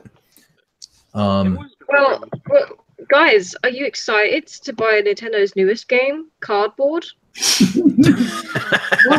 I have to admit, I'm not spending $60 on that. But what is the Nintendo Labo? I'm still confused on what it's supposed to be. It's supposed to be what the AR cards never were for the 3DS. Which is basically add-ons that no one uses and that they hope will, I don't know, will expand on what the system can do. Nintendo has always been known to create add-ons that nobody uses after 1 or 2 games. Nintendo. I give Nintendo a lot of credit for being innovative, but I just think that they've done some really, really boneheaded moves in the prior 2 generations. Where I will say that as someone who was born in 1996, so therefore I kind of missed a lot of the. You're a PlayStation baby. Yeah, I'm a PlayStation baby. I missed all of the the Nintendo hype. I never really had the first. What does Nintendo 98 get you, GameCube baby? I don't know. The first Nintendo console I ever owned was like the Wii, so I was quite late into it, and I didn't really care about Mario. I didn't really care about Legend of Zelda. So as an outsider looking in, it is kind of weird how a lot of gamers from the 80s, it's almost like a cult-like thing with Nintendo. They're loyal to Nintendo no matter what the fuck up is, and it's like you talk bad about Nintendo, or you might as well be talking bad about their mother. You know what I mean? Isn't that the case for most consoles, though? I mean, people had really loyal to the PS2, PS3, and then people loyal to the Xbox. Or the PC, PC. To a certain extent, but with Nintendo, it's just fucking weird because it is they're defending. It's religious almost. Yeah, with Nintendo, it's really taking it too far, and they're defending Mario, which is essentially a game for 3-year-olds. As if it was shots fired. Shots fired by Nat. I'll say this as someone who has grown up on Nintendo, I can get where they're coming from because I played the games my entire I grew up on the GameCube and then the Wii, but at the same time, I'm not someone who's Nintendo's had a lot of mistakes, but I can see people being like, no, it's the only thing there because that's what they grew up on, unfortunately. Well, here's the thing is I actually literally grew up on the Nintendo, the original NES, 1988, right? First console I ever owned. My grandma had a console, played it all the time at her house, fun stuff. First game was Castlevania 3 Dracula's Curse, and my favorite game of all time, including today, is Ninja Gaiden on the NES. Anyways, so I've been a Nintendo fan and player forever. I still think the Super Nintendo is one of the best consoles. Hush up, pup. Hush up, puppy. I got the puppy in the room, and she's getting bored.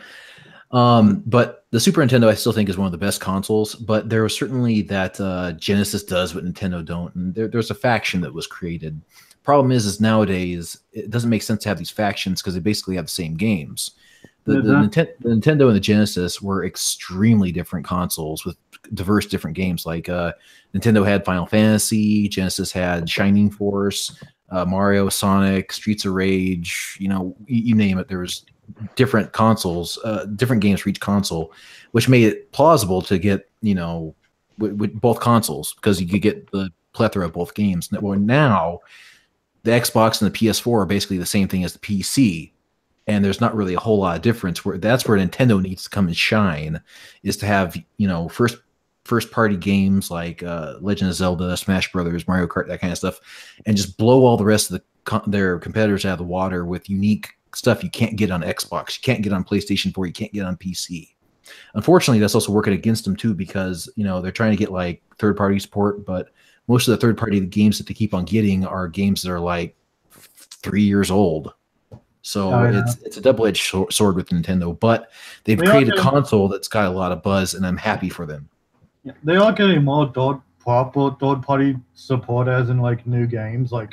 Square is making this game for the Switch called Project Octopath Traveler. That's the working title of it as of right now, at least. You play it it's a retro-styled Super Nintendo-style 2D sprites, and kind of in this 3D HD environment, as they put it, with retro pixel art. Mm-hmm. Yeah.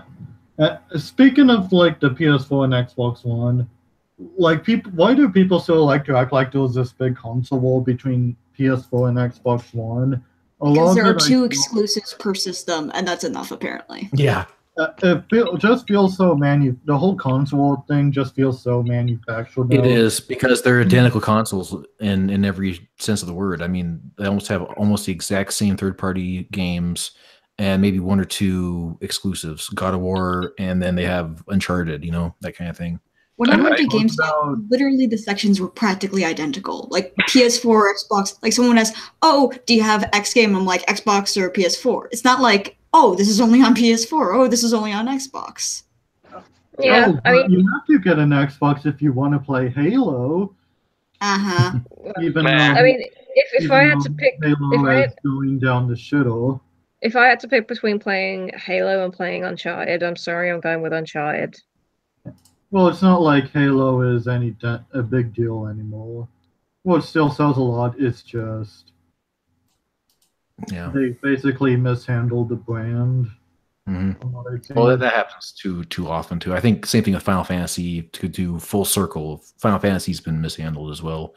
It could have evolved. It could have done what like The Witcher 3 has done, but it just kind of is its own thing still. So I don't know. Anyways, we're going to cycle in some new people. So thanks for joining us, Brandon and Laura and TMF.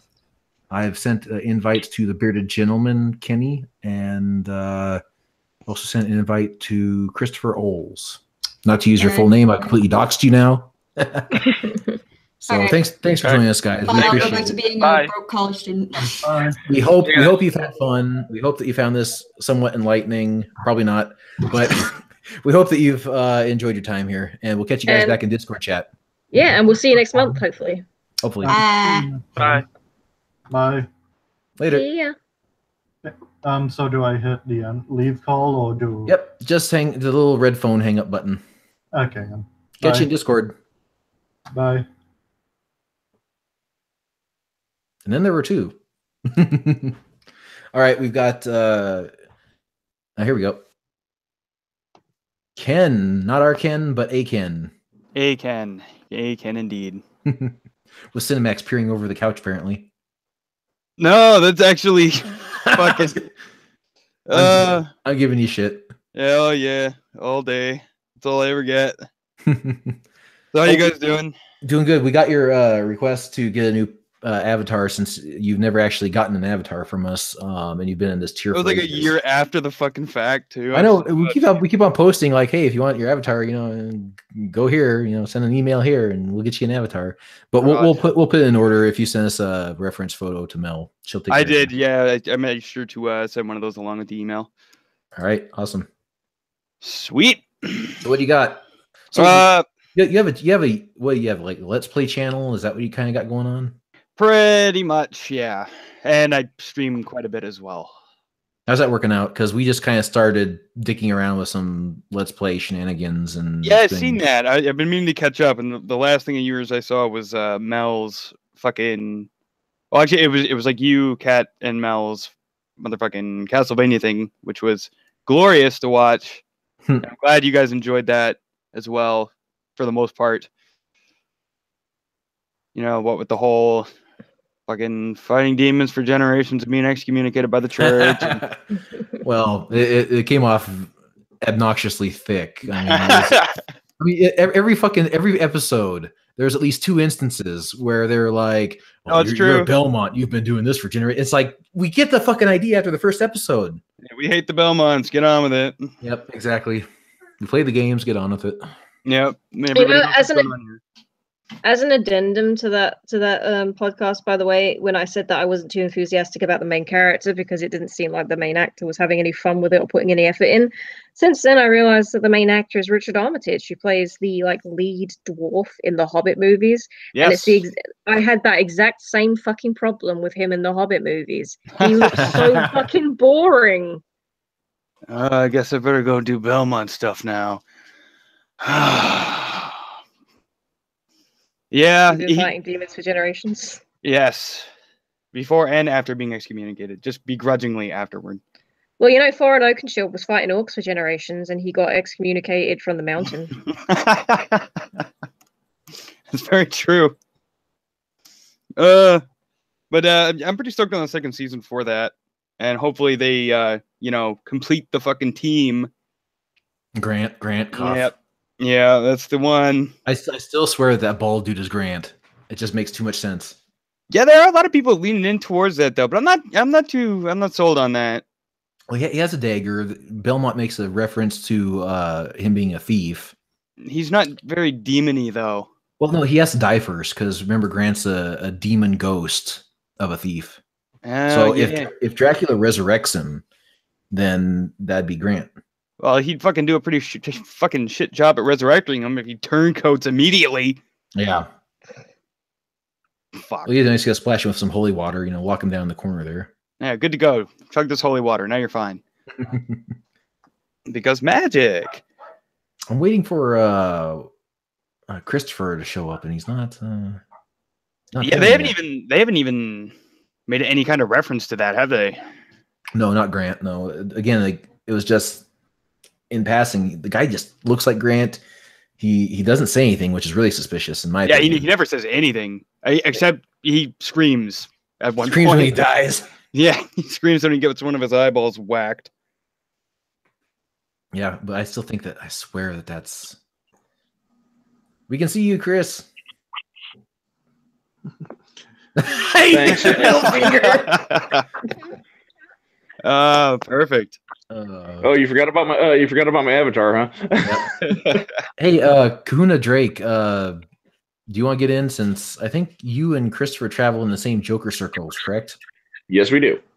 Oh, well, I'll bring in Christina Phoenix. Kahuna Drake, a couple of twins there. Yeah, Christina Phoenix is the other one. Yeah. And I don't see her in the chat, so she's SOL. She was around. Yeah. Was she? Yeah, I think so. Then, if we're talking Kahuna, then yeah. Oh, well, listen, if you're not in, and this is not to you guys, but to people listening in, if you're not in like the text chat, if you haven't been in yet, please send a message so I know you're here. Otherwise, I don't know if you're here or not. I don't know if I can invite you. Yeah. Yep, Kahuna's here. So Kahuna, come on down. Invite's been sent. After the absence a while since I've been, there's just been a lot of stuff going on, and I went back to school for to earn better money. Good man. Self-improvement. Yes. That's awesome. It's the way to be. Well, I can only listen to you guys bitch about it so many times before I actually do it. Oh man. Well, and there's a lot to catch you guys up on too on the comics front. Apparently, pay attention to this, Nat. This is for whose territory. Yeah. But the Marvel has undergone a complete change. They got rid of their chief editor and who's a guy named Axel Alonso and replaced him with a guy named C.B. Sapolsky. And he started changing things around, and immediately SJW started spurging. They because they found out he ordered himself as a Japanese pseudonym when he first joined the company years ago, and immediately accused him of racism. Never mind the fact that he lived in Japan for years.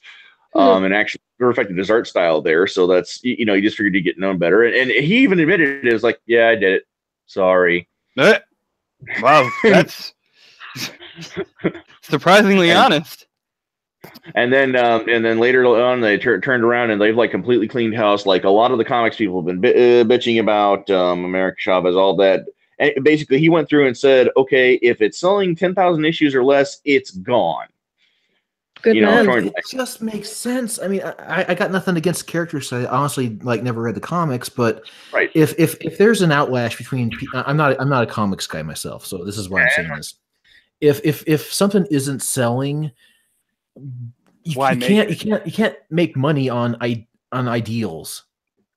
Yeah, and that's exactly what it boiled down to. Now, and they kept a couple of them. They didn't have the guts to get rid of Miss Marvel because that's the Muslim character. And they're keeping Squirrel Girl around because the merchandise sells so ridiculously well, they might as well keep it. Oh, so they're just tiptoeing around it. Yeah, but that having been said, everything else, complete changeover. They're going back to the original characters, and they're compromising here and there. But it just so far it's looking hopeful. But a lot of people just don't trust them at this point, just because we've been burned so many times. Well, it explains why so many social justice warriors are fucking communists, is because none of their shit will actually sell. Of course not. Well, it's all garbage. It's worse than that. Like they're already whining about all these like the gay Iceman comic being well, and this was actually a particularly interesting incident where they had a X-Men character named Iceman, been there since the '60s. People have known him, and everything. And a gay writer, decided that Iceman was going to be gay, presumably based off. I have a gay friend who's a big comics fan, and he was really pissed off about that. He was why take my friend Danny? Yeah, Danny. Yeah, him. He was like, I would much rather you just make a new character than take an already established character that we've been with for years, who's also goes against his character for him to be gay because he was a bit of a ladies' man, right? Right. No. It gets better. The way they this change was, I'm sure everybody's familiar with the Jean Grey Phoenix character. Really powerful. Yeah, that's what he said as well. Is that's really bugged him as well. Is that she used her psychic abilities to just look into his mind and be like, "Oh, you're gay." Yeah, no. Crazy. Sounds like a church. It wasn't written that way. She just projected the thought, "Bobby, you're gay," into his mind over and over again for multiple panels. Now he's suddenly gay. Kind of like the same way LaughingMan does whenever Natalie and Mel are on the channel at the same time. Well, isn't that just so completely like pandering? I mean, not pandering is not the right word though, but just so insulting. It is. SJW seems to have this mindset that you can't identify with a character unless you look and are exactly like them. Well, here's the thing: a character that's good is a good character. I mean, obviously, fucking right. But goddamn dog. 1 second. 1 second, and we'll let her outside. I'll be right back. You guys talk amongst yourselves. It's so adorable. What I was gonna try getting at is the fact that if it's good character, the fucking everything else doesn't matter. I mean, if Blade, I fucking love Blade. Doesn't matter he's black. Yeah, like him being black is like the last thing I fucking. Yeah, exactly, he's just a badass. Yeah, he just kicks ass. I mean, if I think it was mentioned earlier, if a person's race or identity, Bupper, if they have to do with like person's like backstory and origin, like Black Panther, for instance, fine, it makes sense. But otherwise, if it's just be a good character, just be a good character. That's all I ask for. That brings me around to an actually decent topic that I sort of came prepared with, and that the whole Batgirl thing that went on Twitter a little while ago, where Joss Whedon dropped that, and he's just like, I didn't have any ideas. Yeah, I mean, he didn't have any fucking ideas. Long story short. Did you hear about what happened with Joss Whedon? Yeah. I mean, he got in deep shit because he did. Because basically he was sleeping around on his wife with every single finger. He was preying on the fan that girls. I didn't know about. No. But it gets better. Do you know what he blamed it on? He blamed it on the patriarchy. I'm being serious. Tries me to take advantage of young teenage women. Jesus Christ, can't these people take responsibility for anything? Of course not. Of course not. Oh my god. Yeah, but no, I guarantee you that's why he was being driven out, is like when they hired him at the time and thought, oh, Marvel let him go. Well, their loss is our gain. And then they started, the story started coming out about all the just this side of legally aged teenage fangirls he was taking advantage of. And I can see the people like Gail Simone and Amanda Conner just being like, yeah, we need him to go. Yeah. You can tell when fucking DC hired him on, they were like, oh, God, we made a big fucking mistake here. So he tried to sneak out quietly. That obviously didn't go well. But the thing that got me, like, not that that's not fucking horrible, but bringing it back to Batgirl, I guess, is so many people just going, oh, they should have had a woman directed anyway. And I'm like, I don't give a shit. I don't give a fifth of a fuck if it's a woman or a man. Just make it somebody who has talent. Well, if they, honestly, and that's the kind of my thing there too, is if they were really serious about the diversity thing, the talents exist. Like Amanda Conner and Gail Simone are two huge women who have written over DC for years. They've written Batgirl before, Power Girl, Starfire, a lot of the comics that have sold really well. So if Marvel or these people were really serious about they have the talent to get it done, they just have to actually talk to them. Yeah, exactly. Why aren't they going to like Gail Simone or Amanda Conner or the likes and say, okay, you know what, we're going to make you the editor-in-chief We want you to focus on developing female talent.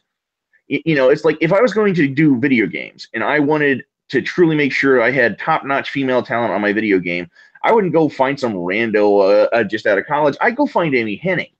Yeah, and say, you go find people with pre-established fucking skill and with talent, resumes, and say, okay, now find me up-and-comers. Find me people who fit your standards.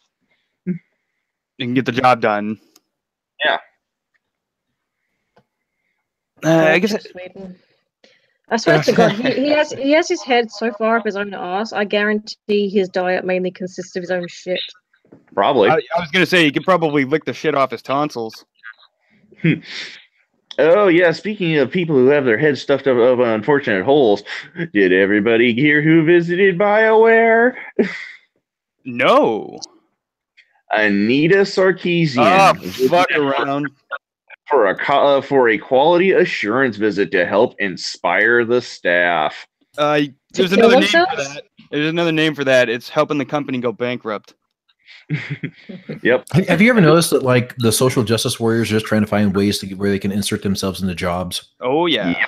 They're trying to make sure they're trying to make sure that they're equally represented in video games and comics and books and movies in which they will never even buy. Yep. Well, they're doing is copying the models established by Jesse Jackson, because back in the 90s, the Reverend Jesse Jackson would go up to a business and say, man, this is a nice business you have here. Somebody said it was racist. No, sounds like a mob shakedown is what it does. Hey, you got a nice business here. It'd be a shame if something were to happen to it. Yeah, it'd be a shame if it were ableist in some way. Mm-hmm. Yeah, it just and they've taken that model and they've run with it ever since. Anita Sarkeesian, Zoe Quinn, Brianna fucking Wu. Oh yeah. Oh man, it's just like they turn. It's like the Midas touch. Only instead of turning stuff to gold, they just turn it to shit. Well, you heard about what happened with not Gabe Newell, the guy who used to work for Atari. I can't. Randy Bushnell. Randy Bushnell, yeah. Basically, literally Wu dug up dirt from him years ago. Basically, got him disqualified from a lifetime achievement award at the VGAs, and the people who supposedly he had harassed and like women had taken advantage of, those women came forward and said that never fucking happened. No.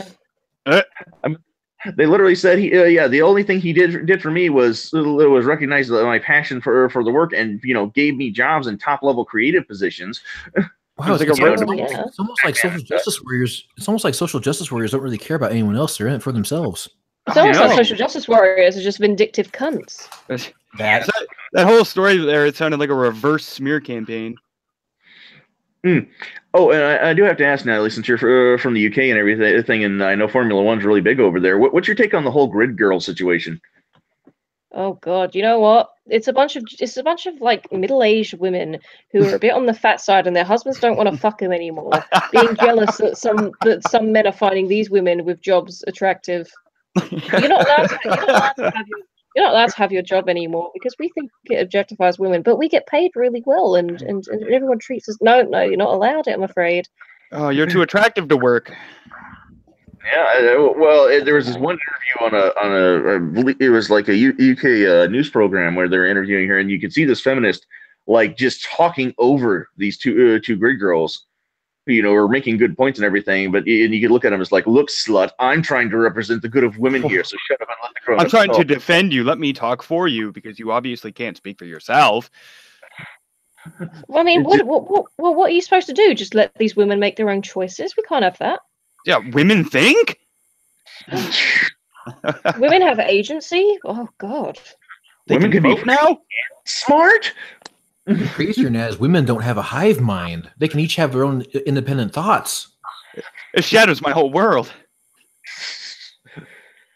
Someone's got like a cricket sound in the background or something, like a buzzing. Yeah, I can kind of catch that now, too. What the shit? Hang on. I'm going to mute my mic for a second so you'll be able to know if it's me. Okay. Yeah, it kind of went away. Yeah. Okay. Well, and I'm not going to lie, the feminist who was doing the interview, she looked like she got hit at least once by the ugly stick. You sure she didn't just fall out of the tree? Well, you did say feminists, so they kind of go hand in hand. Yeah, well, there is actually a study saying that conservative women are on the whole more attractive. Because they don't need to rely on victimhood to get shit that they need. Have you ever seen that meme of pictures of people before and after they became like feminists? They look absolutely like these pretty looking people, and then as soon as they turn feminists, they turn into the most degenerate looking fucks you've ever seen. There's a feminist named Liliana Kushner, and she's not like your typical feminist. She actually tries to present arguments and lets people make up their own minds. And she compares third wave feminism through Angela Dworkin to the dark side of the Force from Star Wars. She said it just twists you, it rots you from the inside out, it just fills you with hate for no good reason, and it doesn't accomplish anything. Well, here's the thing: about right. I'm reading Jordan Peterson's book, The 12 Rules for whatever the hell it is, Fight Against Chaos, and the first chapter specifically talks about this, where it's like, you know, you can go along in your life, and if you become depressed, then you might become reliant on alcoholism, and after that you become isolationist, and these things are exponentially increased, where, you know, you can fall down these pits in your own life where you just become so fucking dark and hateful and resentful, and eventually it's going to lead to violence. It's kind of a fascinating book about basically that. It's fucking hard to explain, but I think it's what it's coming down to, is that it's just very easy for people who are in that state to get manipulated into doing, well, whatever the manipulator would want them to do, I guess. Right, because it's kind of like brainwashing, I guess. Yeah, you always find somebody who's going to be like, hey, you know what? The reason why you're so miserable is not yourself. It's not something you need to fix within yourself. It's because there's an external force, and if we all band together, then we can exercise or exorcise. You can make it interchangeable at this point. Your anger and your pent up hatred, and it's kind of like, imagine like you got turned down by a girl that you really liked, and you become kind of like, you know, you got turned down, and you kind of become both resentful towards her and yourself, and that bitterness just keeps on growing and growing and growing, and you keep on getting, you know, more depressed and jaded, and then you become absolutely hateful towards all women, and these things eventually like build up, and most of it's just something in your own attitude. But then someone comes along and says, hey, it's an external force, we can do something about it. Yeah, we can go fight it, and we can burn it down, and it's like paranoids and narcissists. Yeah, that too. And the thing about that is that those people are also looking for something to latch on them to make them feel like their cause is validated, like how the way they feel is validated. If that makes any fucking sense. Yeah. Well, and honestly, I would expect nothing less from Dr. Peterson. And that's one of the things that makes Kushner like at least more appealing to me than compared to other feminists. Is she's very much of the mindset that sexy does not have to equal sexist. I can agree with that. Yeah, you know, just as long as it's the same across the board. Well, it kind of goes back to the same thing about like having disdain and hatred towards an outside group. Let's say that you're not necessarily the most attractive person on earth, right? Well, you're gonna be resentful towards people who are attractive. It's kind of like where there's that picture of like, you know, the feminists protesting Hooters, and the hot Hooters girls are bringing her lunch. Yeah. There's a lot of hypocrisy and irony and all that other. If this person were to take the time and energy to make themselves look like a Hooters girl, you know, do their hair, get fit, that kind of thing, then they would probably jump on the opportunity to become a Hooters girl. Oh, for sure. Get the male attention that they want. It pays better than feminism. Right, but the problem is they're not getting that male attention, so what they're doing is they're lashing out. Yeah, make everybody as miserable as I am. Well, and Stefan Molyneux actually made a point. I forget which source he was citing, but he, you know, that it doesn't matter how physically attractive you are necessarily. It helps, but if you choose not to resent the way you look and choose instead to just try to be a better person, be a kinder, more understanding person, and just get to know people, that tends to work just as well. Exactly. Absolutely. Because believe me, even with guys, looks are only half the battle. You know, I mean, you could be the hottest woman on earth, but if you're a bitch, a guy wants nothing to do with you. I mean, you know, you might be a good fuck for a night, but he doesn't want anything else to do for you. You're a dude. Get it in once and then you're done. Yep. Code red bailout, Dunyan rings. Exactly. Yeah, exactly. I mean, it's like nobody wants to hang around anybody who's making them miserable. Absolutely. Yes. Well, except for the WWE audience, but that's another story. Duke, where are you? Yeah, somewhere out there, Duke's head just shot up. Or he sneezed. He's like, I'm gonna get that son of a bitch. Son of a bitch. Well, it's like is AMF. I'm so sorry, dude. It's like Mega Monster says in the chat. Honestly, I'm fine with a 6 out of 10 girl. She's nice. Personality will elevate that 6. Oh yeah. I mean, you could be a 5 or a 4, and if you have just the absolute most adorable personality, I mean, it'll bring you up several points in a guy's eyes because you're a person who you want to be with. You're a person that it's. Yeah, they make you feel wanted. I keep on talking about my brother though, but he married a 9 out of 10, and she was a cunt. Yeah, I saw that. I saw it on the Discord. I was like, holy fuck, when I was reading it. Evil. I mean, life-destroying evil. And have fun being married to Satan. Yes. So, looks are only part of the battle. Plus, like Ron White says, looks don't last forever. If there's things you can do, maybe your breasts, start drooping, you can get them perked back up. If you start losing your eyesight, you can get LASIK eye surgery. If you start losing your hearing, you can get a hearing aid and hear like the first day you were born. But you can't fix stupid. Nope. And that's just it. There's certain elements in a person's personality, man or woman, that you cannot fix, and that will be the determinant. Oh, for sure. Yeah, no. What the fuck was that? What the flying fuck Who's was that? vibrator? I'm guessing somebody got a Discord message or something. Woof. Scariest Discord message I've ever heard. Yeah. Well, I'm a little worried about Natalie and Kahuna being so quiet. They're either really agreeing with us or just going like, those sexist pieces of shit. Oh no, it's because I have my baby cousins around and one of them started crying, so I decided I'd mute the mic. Aw. That's so sweet. See, and now Natalie just went one up inside the point scale because she's nurturing. See, get the child a puppy. Get the child a puppy. Oh man. Oh, and bad news, Natalie. I'm afraid it looks like EA is not getting rid of their FIFA model anytime soon. So you might want to put your payroll members and keep them from spending all of the family's money on their little soccer cards. Well, that's okay. FIFA sucks anyway. So my brother's almost 18 years old. He still uses my card to buy FIFA points without my permission. I was gonna say, here's a question for EA. Feel bad, Nat. When does the NFL monopoly end? When EA fucks up with the NFL as badly as they did with Star Wars. Listen. I thought it was supposed to expire a couple years ago. If you want to feel even worse for me, my ex-boyfriend has like 1 million subscribers, and his main gimmick, him and his brother's main gimmick, was posting FIFA videos online. Oh, I guess the views. Like griefer videos, as it, like Minecraft,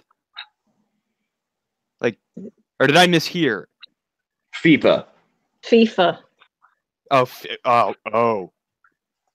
that's actually worse. Yeah. Yeah, there's an audience for it. Well, at least they weren't doing CCS Go gambling.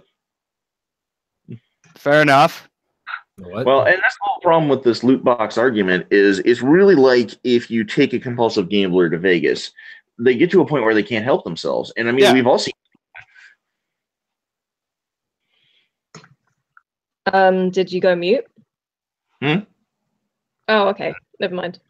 Oh, no, I was just pausing just to you guys anything to add. But no, it really is terrible. And I mean, on the one hand, the libertarian in me doesn't want the government stepping in to save us from ourselves. But on the other hand, little kids don't know any better about this, and they're just going to keep finding more and more ways to get to them. Hell, Ubisoft just patented some technology a little while back that is designed to change the way the game plays based on how much you've spent. They're like fuck. Yeah, Jim Sterling did a piece on it, and they're basically going to make it so that if you are having trouble in a part of the game, they'll instantly offer you something to give you a power boost, or if you've been playing for a long time, they'll just ramp up the difficulty on the bosses. Sneaky fucks. Yeah. Not that fucking loot boxes were like a major thing for me anyway. Every time I'd see them, I'd be like, they're there, but I don't really feel the need to ever actually spend money on them. But I could definitely see why people would have the issues that they have with loot boxes, especially when so many. It's set up in such a way where it's very pay to win in some cases. And yeah, I mean the one thing that unites gamers and the one thing that makes gaming so fantastic is it is in essence a meritocracy. Everyone has the same controller, everyone has the same game, everyone has the same chance of winning. But you get better or you get worse depending on how much you play the game. Yeah, it's up to the player to get good. Yeah, it's a meritocracy at heart. Introduce money into it. Introduce a way for people to be able to buy their way into getting, the best scores or whatever. And, it creates a shift in paradigm. All of a sudden, it's not a meritocracy. It's a pay to win. I wonder if it's not like the reason why is because like for almost like 2 decades, video games have been like $50 to $60 a piece. I mean, you haven't really seen like a massive inflation on video games. So they've been trying to do new stuff like DLC and special editions, and now there's microtransactions and shit to make more money. Well, a lot of that's trying to recoup loss, but a lot of it, most of it, is nickel and diming for sure. Well, okay, here's the thing on that, because there's been a lot of this going back and forth, like extra credits. I was just about to mention that. I've been covering this, and what it's boiling down to is the publishers. Is the AAA publishers have really become like the record labels of old. They're just drawing in so much money that they're just demanding more and more and more, and the video game developers don't need to do it. And they proved it with Hellblade's As Soon as Sacrifice. They sold a $40 game. It looks AAA quality. They did it with a small team, and they made something creative and fun and engaging, so it can be done. It just, they need to get the bulk of the publisher off. The problem is about the only way to get yourself noticed enough to get your product out there without having, like, say, a Ninja Theory huge fucking marketing budget.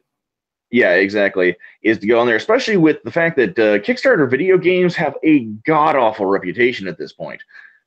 Yeah, there are definitely some diamonds in there, but yeah, there's been a lot of shit.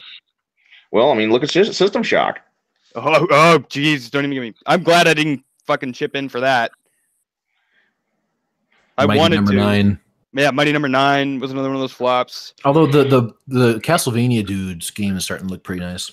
It better fucking be good. I paid $300 for that. Yeah. We were actually thinking about inviting American McGee on to a future podcast with us and asking him questions, because he's been in both, the big game industries. He worked on some of the original Doom games, and obviously he worked for EA when he was making American McGee's Alice, and now he's independent, and he relies on he uses Kickstarter to fund his games. So we thought it'd be interesting to ask him some questions and get his kind of first-hand experience. Well, yeah, and experience is the key word, because that's something that Nat and I have wanted to do, is start getting into video games. And Una Drake and Christina Phoenix and some other Patreon friends of ours have been playing around with some ideas. So yeah. Also, in terms of politics, apparently American McGee is extremely he's very libertarian, so he's not going to have a meltdown if we make an inappropriate, un-PC joke. Yeah, it is imperative that he has a sense of humor. Yeah, apparently he does. So, and I mean, I've already done a cosplay, so there you go. Well, the joke culture has gotten out of hand. There's a great YouTube content creator called Smack Talk. He's a little puppet that he's given an English accent nicknamed Professor Tosspot, and he was reviewing the year 2017. And he talked about that one video that taught everybody about gay sex and gay bondage and the yellow handkerchief. And then right after that, he reviewed PewDiePie, and he said, "Well, just goes to show you, you can show a gay man pissing on his boyfriend on YouTube, but you can't make a Jew joke."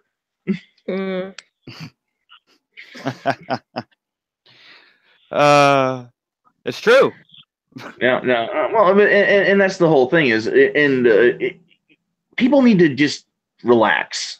Yeah, I couldn't agree more. There's even times where on the YouTube and Twitch side of things where I've had to watch my P&Qs a little bit and edit certain things out of the video, where one of my buddies is like, oh god, when did that happen? We're playing Resident Evil 2 and he goes up a ladder and there's a liquor there and he runs and he just goes, "Oh man, that was gay."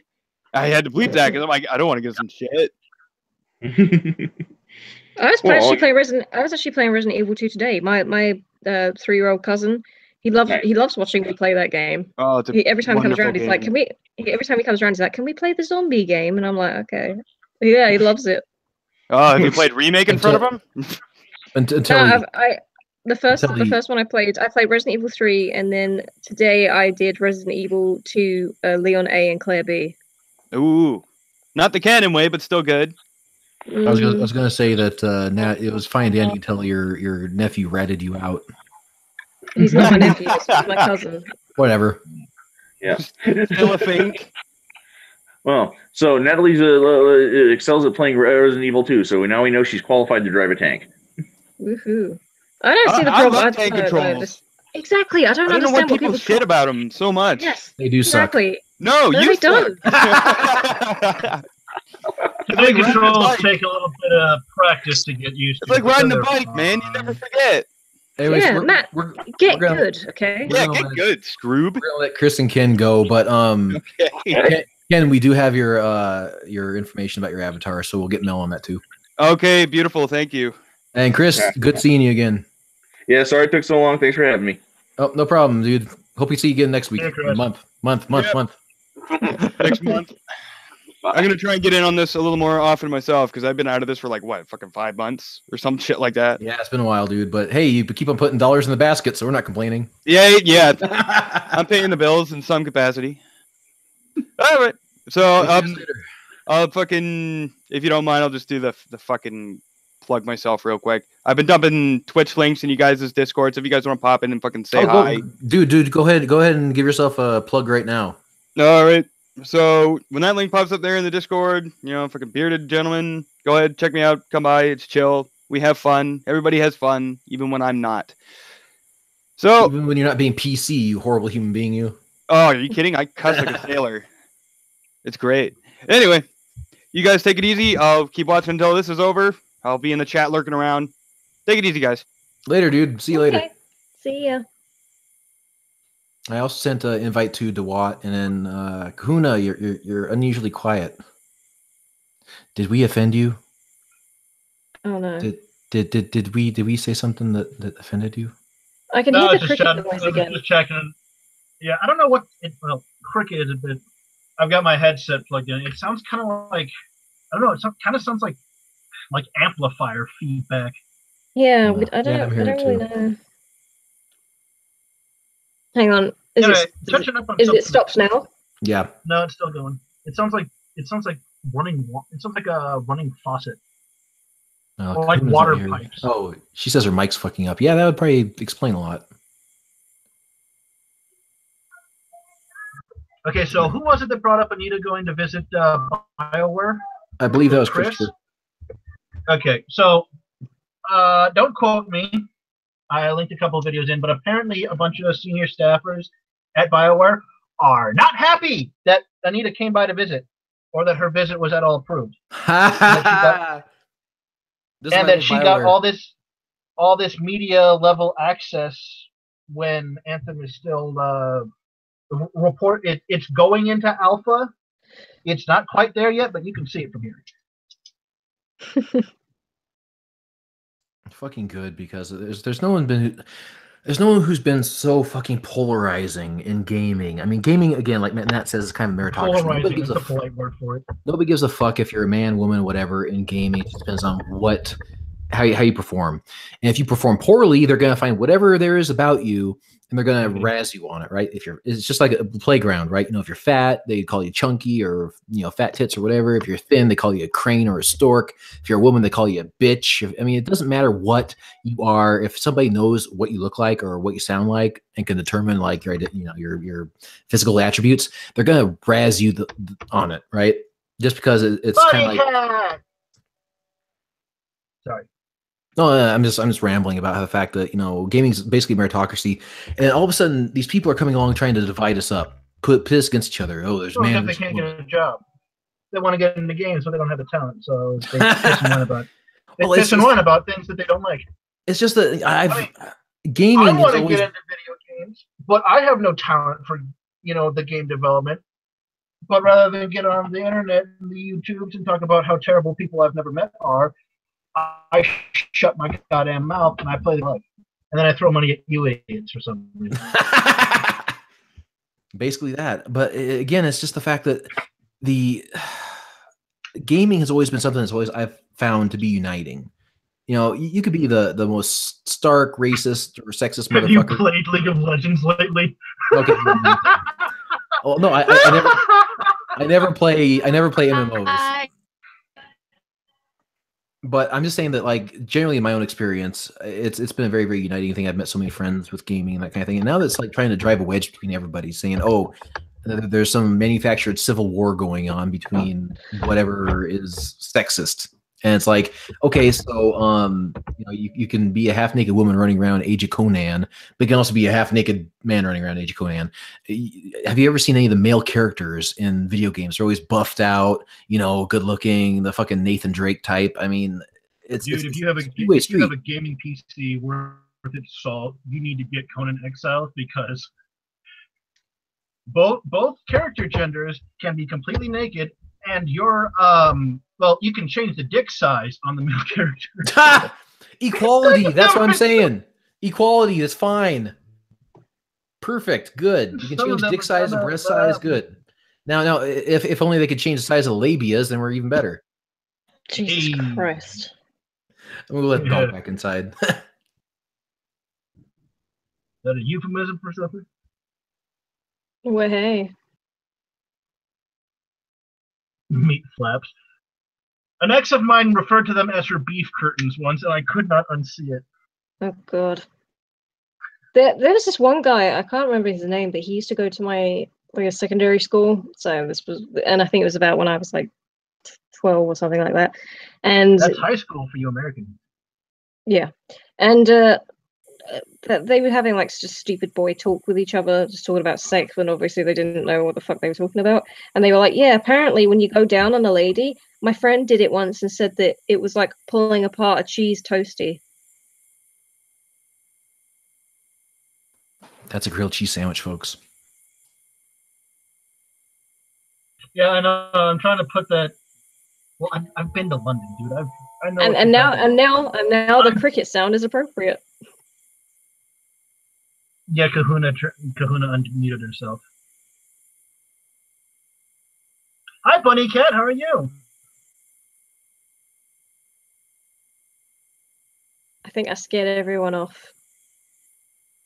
Lydia? Oh, wow, you compare a vagina to a cheese toastie, of course you're going to scare people off. They run to the bathroom to wash really quick. I always thought it looked more like an Arby's roast beef sandwich. Fucking hell. Yeah. Who has the meat now, motherfucker? The joke that we always had was it looked like a double cheeseburger from McDonald's.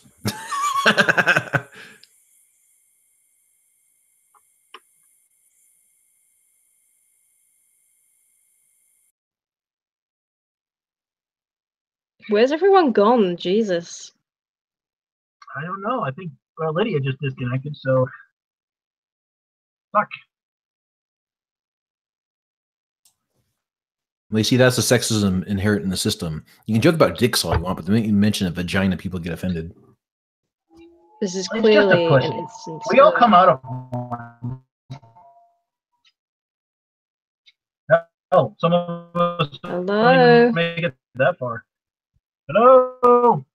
Yeah, your mic's like messing up really bad. Sorry.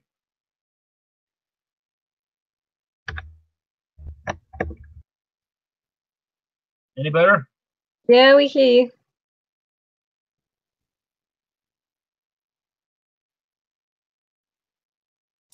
Kahuna says that Hangouts is messing with her mic. God damn it, Google, you're better than this. No, you're not. Yeah, come on. And now, and Lydia's gone too, so I think Hangouts is actively conspiring against us. Well, have you seen what Google's been doing as far as search engine results? No wonder. We start making fun of vaginas, and all of a sudden they're like, whoa, that went too far. You guys see Mr. Medicare's latest video yet? I thought he was quitting YouTube. Yeah, right. I didn't realize hell had frozen over. I thought there was like a tweet from him saying that he was going to go on hiatus or something for health concerns. Guess not. Well, he might have a couple. He might be finishing up a couple more projects and then taking a break. But yeah, he did one on all the. He did one on Druid Fuck It, and then he did a video on the internet blood sports with all the debate channels. Mm. You know, like what is it? Fucking Baked Alaska and the Andy Worski show.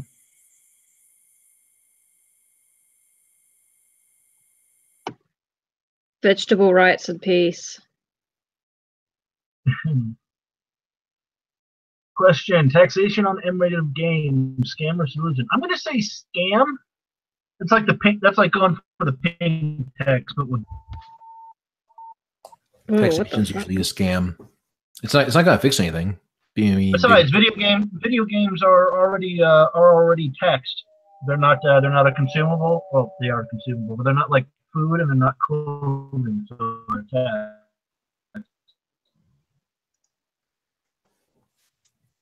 Well, I mean, I can't. I'm looking at what Nat posted on the Hi. on the memes and shit posted. Hey, Bunny Cat, how are you? I'm okay.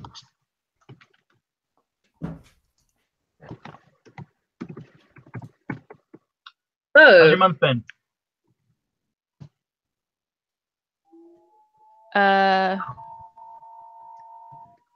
Great. Where'd it go? Now where everything usually goes. Out of the Grinch's house or back to the refinery?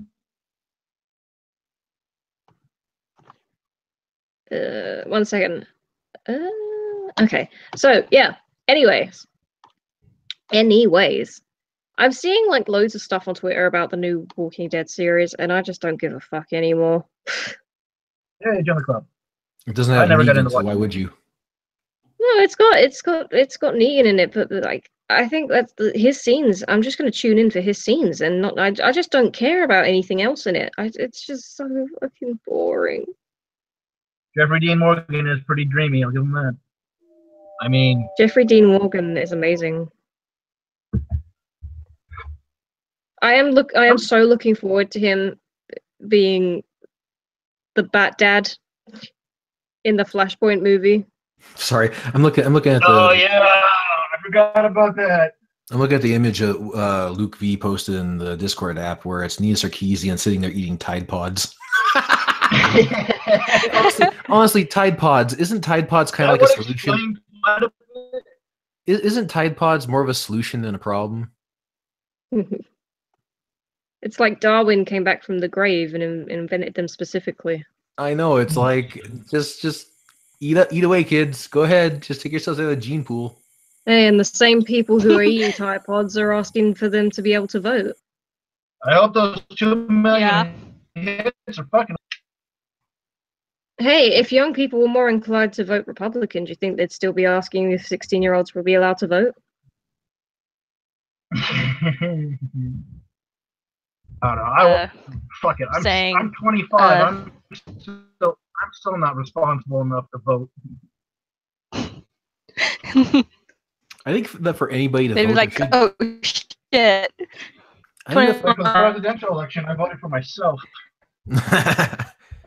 Well, I voted for Ron Paul several times. So, you know, well, I mean, okay, this might sound cold, but just because you happened to be in a school when it got shut up, that does not make you an expert on gun control.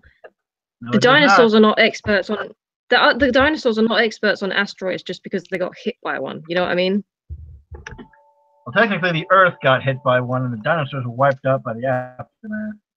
Yeah, whatever. But you know, it's the same principle. Just because you have, I mean, if a kid gets hit by a car, that doesn't make him an expert on cars, right? Right. Or maybe what the underbelly looks Oh, like. hey, James Wood posted. Is there a leg or something? No, I'm just getting bombarded by Twitter updates. Apparently, James Wood posted something. Let's see if he's snarky today. I love James Woods. I follow him, and he's just hilarious to watch on Twitter. Yeah. He's just so no nonsense. It's hilarious. Well, yeah, he's no nonsense. He's James fucking Woods. God damn it, Shark should have lasted longer than. He's no nonsense. That's why he's banned from friggin' Hollywood. Is it bad that whenever I see any of his tweets, I imagine it's Hades from Hercules saying it? No, everybody does that. Very appropriate. I feel like Kahuna's trying to get into the conversation, but there's just so many things preventing her. My mic is, Kahuna, that's a mighty Mike is big fucking yes. up with Yes, Hangouts. you do. So, let me see. I was going to talk about something. Fuck, what was it? God damn it, I should really write this shit down.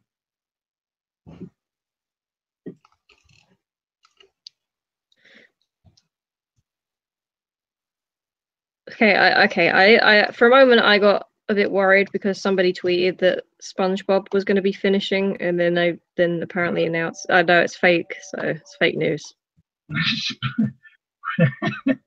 SpongeBob is coming to an end. Yeah, that's what I saw, but apparently it's fake news, so it's okay. SpongeBob will end when Simpsons ends. I saw. Well, I think Pokemon ends. I think I saw on Twitter, it was like, it's ironic how The Simpsons can predict things 15 years before they happened, except for when the show got stale. Yeah. Well, it certainly didn't help that the family value sitcoms of the 80s died off in the mid-90s, and The Simpsons had nothing to mock anymore. Sounds like somebody's been watching Super Eye Patch Wolf's video. More or less. Yeah, I mean, I 100%. Did you see the selfie he made when he went to present for the Crunchyroll Awards? God damn, that sexy Irishman making everybody question their sexuality. I know. I agree with a lot of what he says. I mean, he's right on the money with a lot of it. Well, Bunny Cat, have you seen what Super Eye Patch Wolf looks like? No. Like, god damn, there's no way a guy should be that pretty. I think this is okay, yeah, I think this is Jacob coming out as gay. I'm not sure though. Hey man, I am secure enough in my sexuality to admit that I'm attracted to other men. Yeah, I'll go find it here. Eject. Where's that eject button? You're making Matt question his sexuality. I'm not secure enough.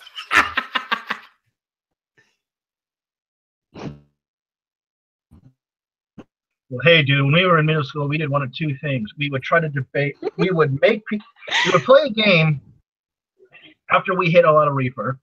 We would play a game. I was going to say, in middle school, we did one of two things, men or women. Well, I mean, what I want to say is, but anyway, we play this game where we'd compare, like, John Williams scores from, like, I think the big one was Superman and then Indiana Jones. We play the main themes back to back and try to distinguish between the two of them. This was before smartphones and we were desperate. Wait, so compared to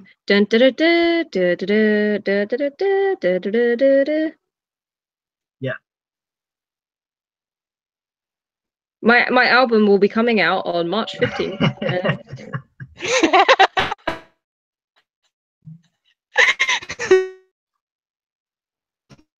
Right there, Bunny Cat? You want to, you need a minute? Want to get someone to drink? I almost said something very inappropriate. Let me see. Fuck. What is... You know what annoys me? I just posted I posted a thing in the Discord chat, and it's kind of got me, wanting to talk about photos of Super Eye Patch Wolf. It's the second fucking result. What the fuck? What? Oh, wait, what? Okay, I missed whatever Jacob was saying. I'm looking for my Twitter feed for Super Eye Patch Wolf's selfie before the anime awards, and like photos of Super Eye Patch Wolf is the second fucking result. Okay.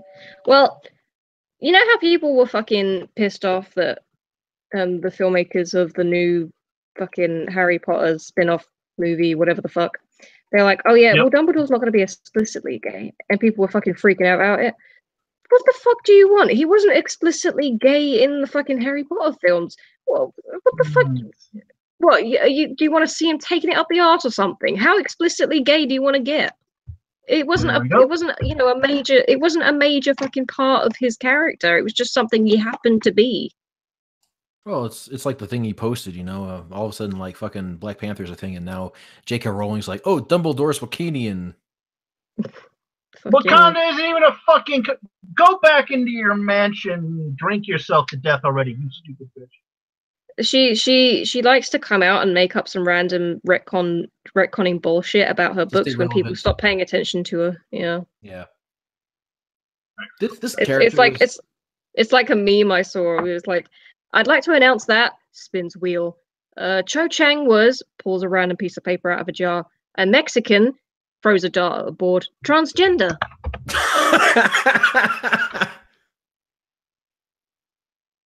Fucking hell.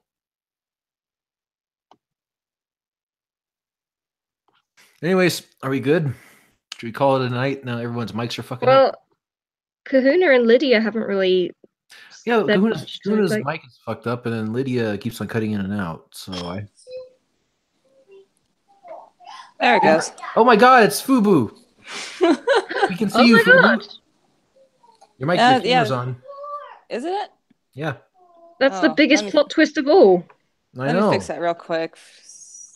There. Ah, my eye! Fubu reporting live from her sweatshop. It's the computer. I'm working on one of the Patreons right now. Yes, sweetheart. All right, have fun. Matt and Natalie, we're having a Google Hangout chat right now. They wanted me on. Yay, it's working. Right when Fubu got in. As I had to refresh the chat, I guess.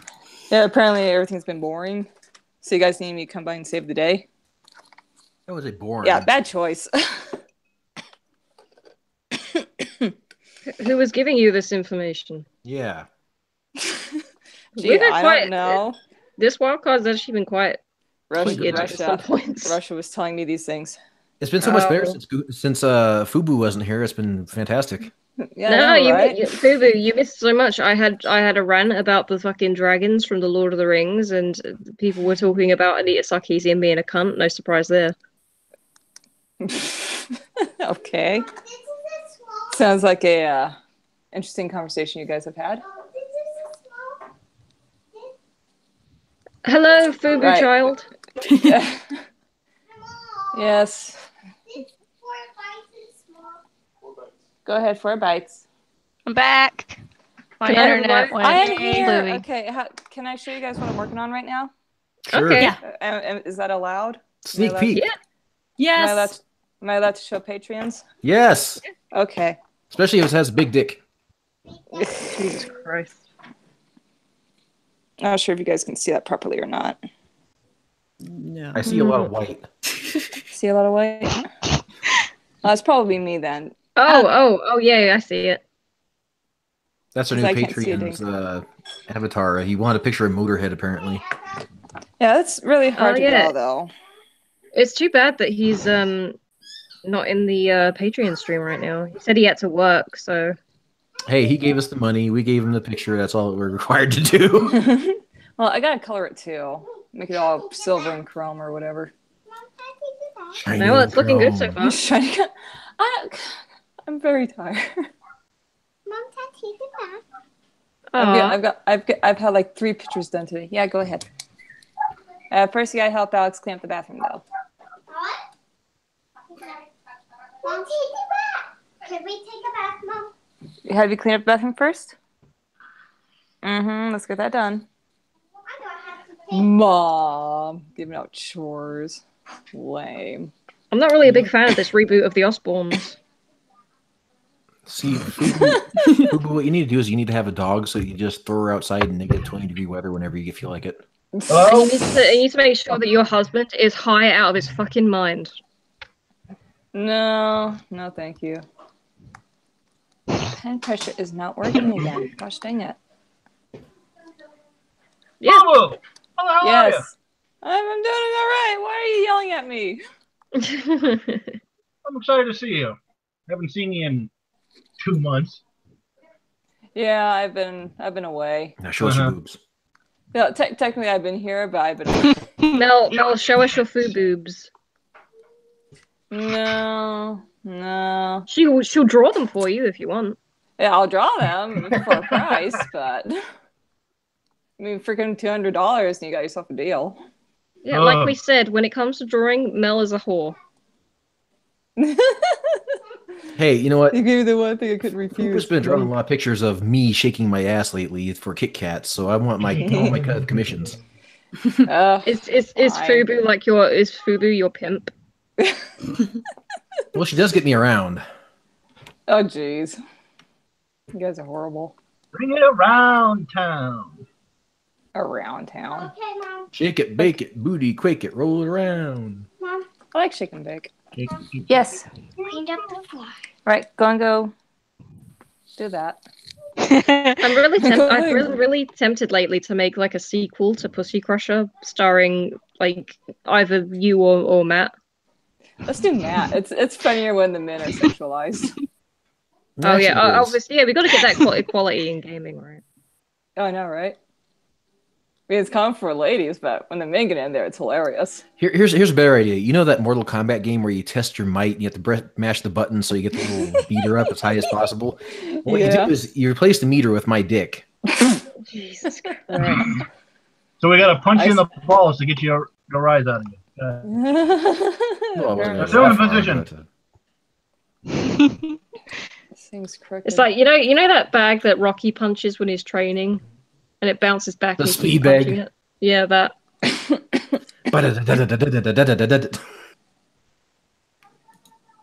That's how it's done. I can't get the skull right.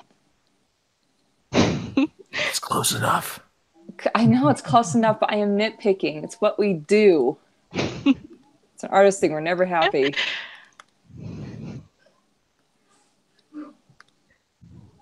Okay, and at some point, I really need to sit my ass down and watch this debate between Richard Spencer and Sargon.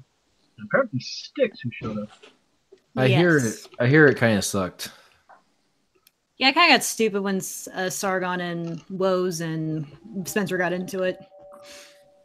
Yeah, and Spencer accused Sargon of not being as intelligent as he thinks. Hey, don't be bad mouthing people who may or may not be on a podcast soon.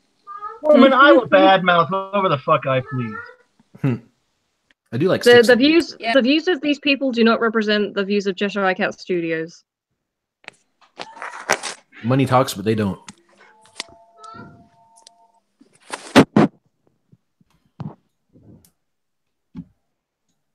We want a tour of Fubu's house. We want a tour of Fubu's house. Plus an external shot with the address fully in frame. Plus nudes. It's Fubu. I saw a Fubu. Yeah, and she left. While Fubu appeared. And disappeared. Do it. Fubu's gone. Where the fuck? Where the Fubu? No. Oh well. While Fubu just...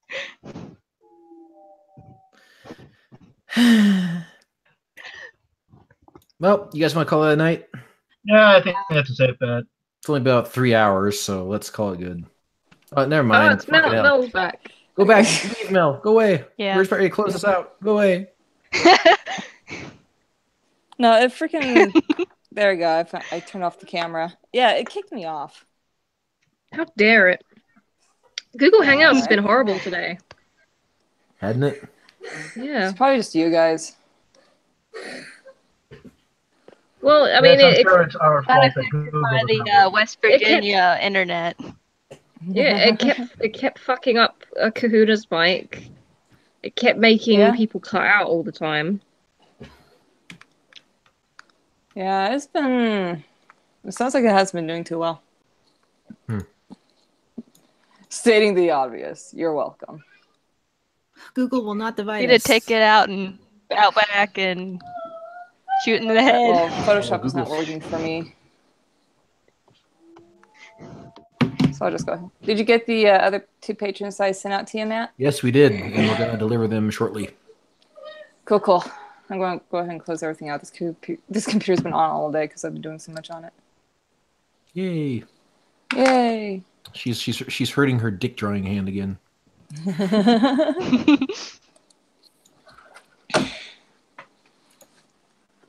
Oh gosh, dang. Anyways, Mel, what do you think Yes. of the NSFW art gifs that have been posted in the Discord chat recently? What do I think of the stuff I've been posting? No, the things that everyone else has been posting. Oh no, I haven't checked yet. It's getting really saucy in that not safe for work area in Discord app. Well, that's the point, isn't it? Nat can't stop looking apparently at that one. Oh, what the hell is this one? The one with the dog girl getting eaten out. Yeah, I was surprised to see it. Is there a hint of bestiality in here or what? No, it's like cat girl kind of stuff. There's one on top and one on the bottom, and she seems to be infatuated with both. Yeah, she's technically a werewolf, I think. Wolf girl. Don't ask me I love Jacob's response where it shows this guy looking at the computer screen. His dick pops up and looks at his computer screen, goes back down. Fucking love that gif. Yeah. You don't want to know where the disapproval. He goes back down. Nope.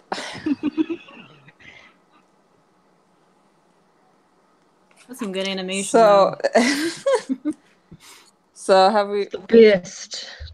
So have we been talking about anything productive or some kind of specific... Productive? Chris left. Okay, well, considering this is us, not as productive, but is there any certain kind of topic we were tackling? You know, before I showed up and ruined everything. Yeah. Australian scandals, Justin Trudeau, Laughing Man's welfare reformation solution, why Black Panther is amazing, but CGI is horrid. Laughing Man and Nat didn't watch Black Panther yet. They did CGI in Uncanny Valley. Jim Carrey's Christmas Carol, Marvel movies, Lord of the Rings, etc. Logistics of Lord of the Rings, why you can't have the Eagles fly to Mount Doom. Rick and Morty, ruined by the internet, etc. There's an entire list here I made. So oh, really? Okay, Matt, why can't the Eagles fly to Mount Doom? I don't know. I didn't have it. I didn't say anything about that. I always wondered that. It's like, why didn't the Eagles just fly them all the way there? I can't believe I have to have the same rant twice in one fucking stream. Right, okay. First of all, the Nazgul have big giant birds of their own that could easily defeat the fucking Eagles, right? Okay. Second of all, in The Hobbit, the Eagles took the dwarves to the mountain. They didn't go all the way to the mountain because the tiny little poor town. They were afraid that if they got shot by the arrows, they would kill them. If they're scared of getting shot by arrows and dying from just a tiny little town, how the fuck do you think they're going to cope against the forces of Mordor? Thirdly, did I awaken the nerd rage inside of her or what? Yeah, well, I'm just sick of hearing this argument. Oh, what about the people think they're smart? Going, oh, what about the Eagles? It's Well, like I've got an obvious a answer for the legitimate Eagles wouldn't fucking question. fly to Mordor. Why? They're they're not quite obvious, but most of the factions in Lord of the Rings are supposed to be analogs for what was it, like there was the Allied powers, there was the Axis, and then it was 2 or 3 others, but they're the warring factions of World War One, right? Yeah. So the Eagles obviously are America, right? And correct me if I'm wrong, but during World War One, didn't America come in at like the ass end of it? We usually do. It's kind of our thing. I don't know. I haven't read the books. I don't know why the fuck the Eagles didn't fly to my goddamn Mount Doom. Because they didn't fucking want to. That's why. Well, actually, a lot of people have made comparisons between, the Lord of the Rings and World War One and Two. But actually, J.R.R. Tolkien says that he didn't actually write it to be like that. So any comparisons that people could draw is purely coincidental. He didn't actually write it to be based on World War I or II. Okay. Considering the descriptions of some of the battle scenes that I've read, I have to say bullshit, good sir.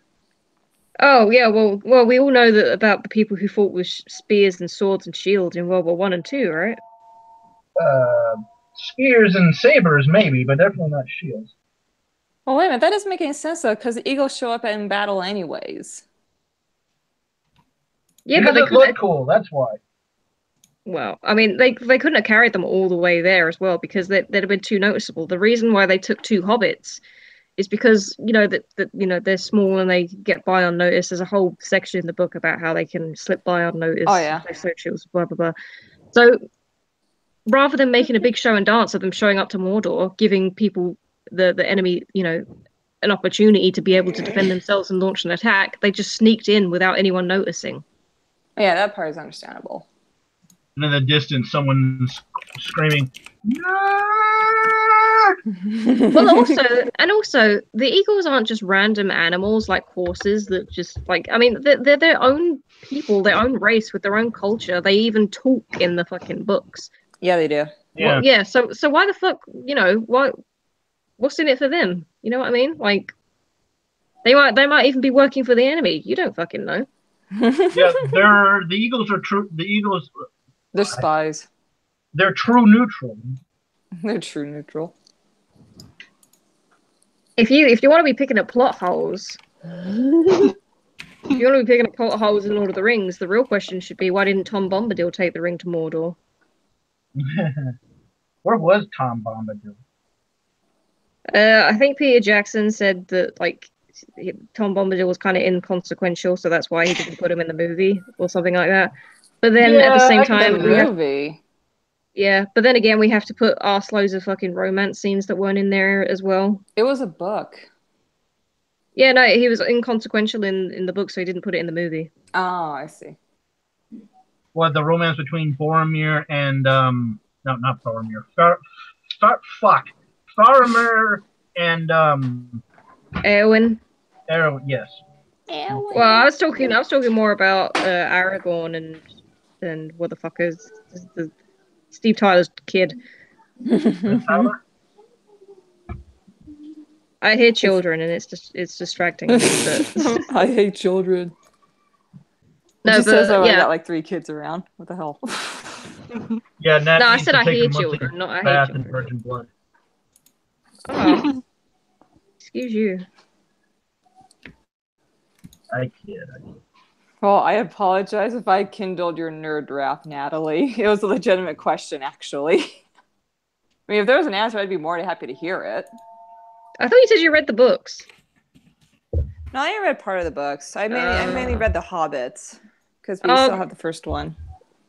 Lord of the Rings is kind of a step up from The Hobbit, because The Hobbit was written for kids, and then after that he was like, I'm going to expand this and make it for adults. Lord of the Rings to The Hobbit is what Warhammer is to the Lord of the Rings.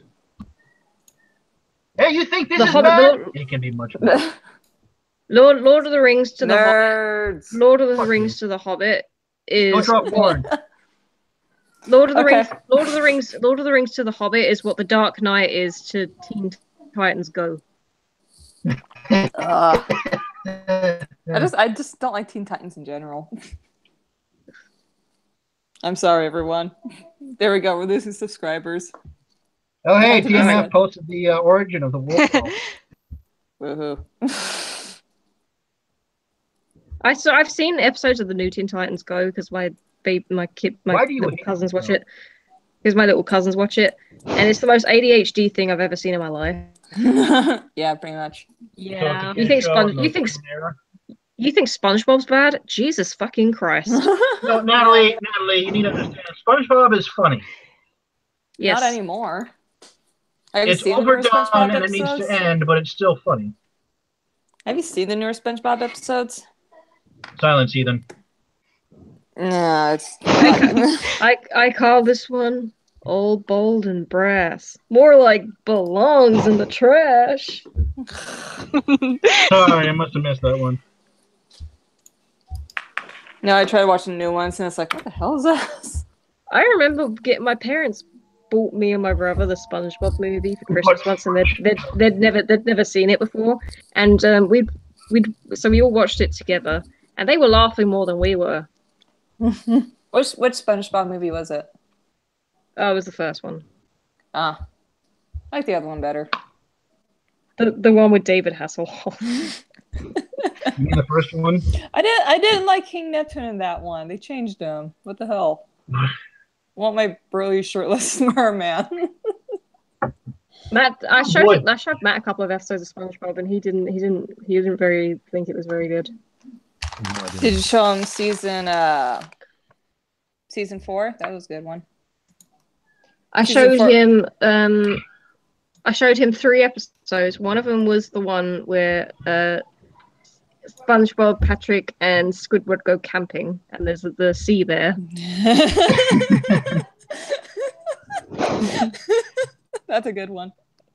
And then I showed him the one where Patrick and SpongeBob find a little like clam thing and they adopt it. That's another one. And it turns out he's just been going to work and he's been going home and watching TV. So this is the thanks I get for working overtime. Overtime! And then the other one was the one where turned into an Asian woman for a few seconds. And then one eternity later. And then the other one was what was the other one? The one where Gary runs away and SpongeBob's trying to find him. Oh, I've only seen that episode once. I cried when I saw that. I was really young at the time. I cried when I first saw it. Aww. Matt didn't like any of them. Wow. You're surprised. Wow. Joe, you okay there, little man? I'm very disappointed in you, Matthew. No, Joe. No TV for a week. Or ever. There we go. Let's just do that. And now I'm bracing myself for people to post SpongeBob NSFW fan art. Don't do that. If you people are listening, do not do that. I was enjoying Discord. Don't ruin it for me. Now that I said that, they're gonna ruin it for me. Bastards.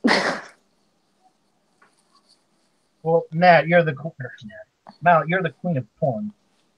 Yeah, I'm the queen of porn, but freaking I have limits, guys. Come on.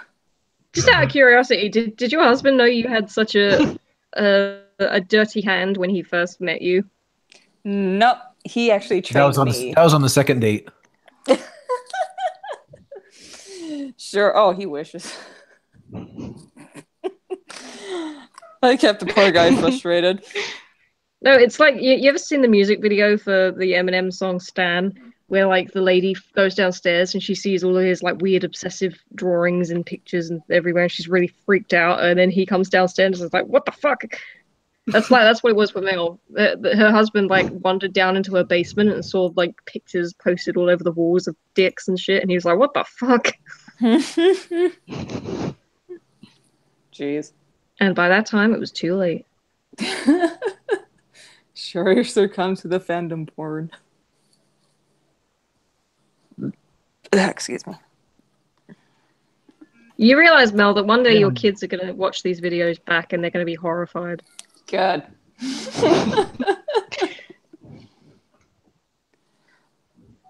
Mommy, why? Because children. But that's the only excuse I have. Wait until they find her Tumblr account. Oh gosh.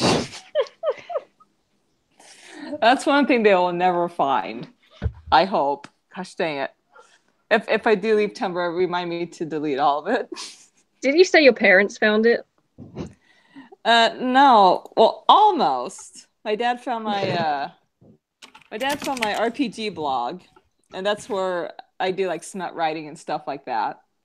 But then I was like, Dad, somebody told me that you were following this blog. That's a fan blog. My real one's over here. Oh. Of course, now we have this recorded, and now he's. God, nice save. No, unless he hears this. Matt, I need you to edit this part out if you could. Well, you start giving me a commission for all these pictures that you're drawing of me and my ass. Oh, you want drawings of you and your ass or no? No, I'm saying if you're gonna prostitute me out like this, I at least want to cut. A proper pimp will at least buy his hoe's shoes. I mean, come on.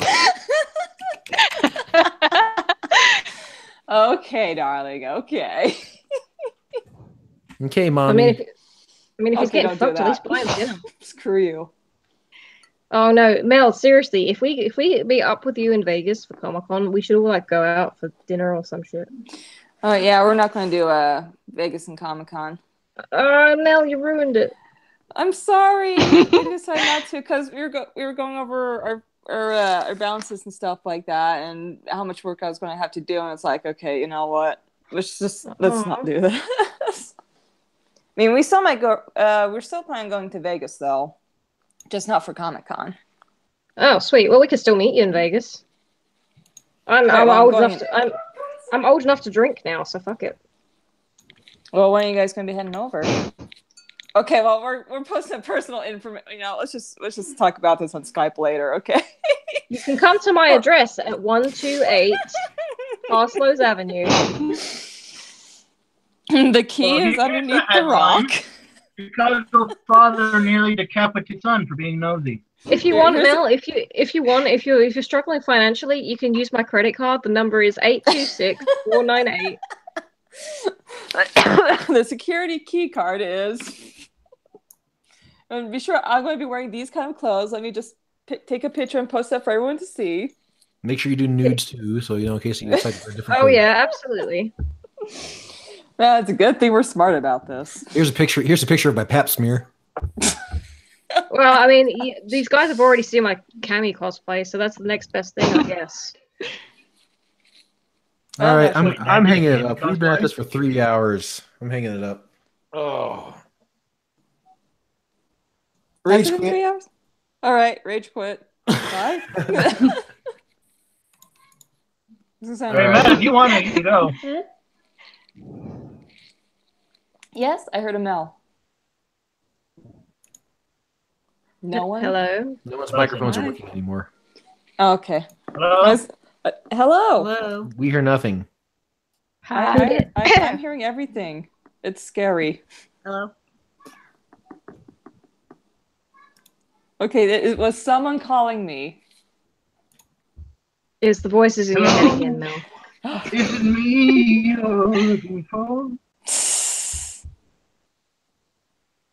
Fuck, I haven't thought about that song in a long time. And with that, But good night, Richie's still everybody. alive. Da-da-da-da-da-da. Beep. Bye. Good night, everybody. Are we really? Okay. Yeah. Bye. Are we really hanging it up? 3 Okay. hours is enough. Are we gonna finish the scuba dive?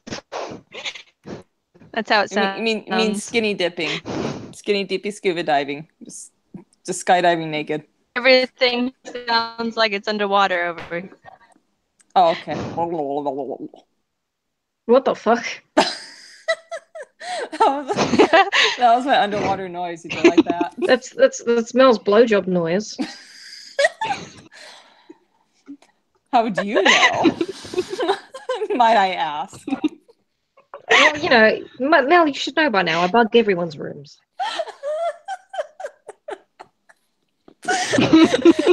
What you and your husband did the other night? Oh my god! Got a little too excited, didn't you? You have to call CPS on you guys. Oh my gosh! That explains the searching for bugs at the motel. Oh yeah. Okay, all right. Well, we'll go ahead and end it then, since Matt's slowly dying away. Yes, we all It's are. like it's 3:10 in the morning over here. Good time to leave. Okay. All right. Good night, everybody. Bye-bye. Good night.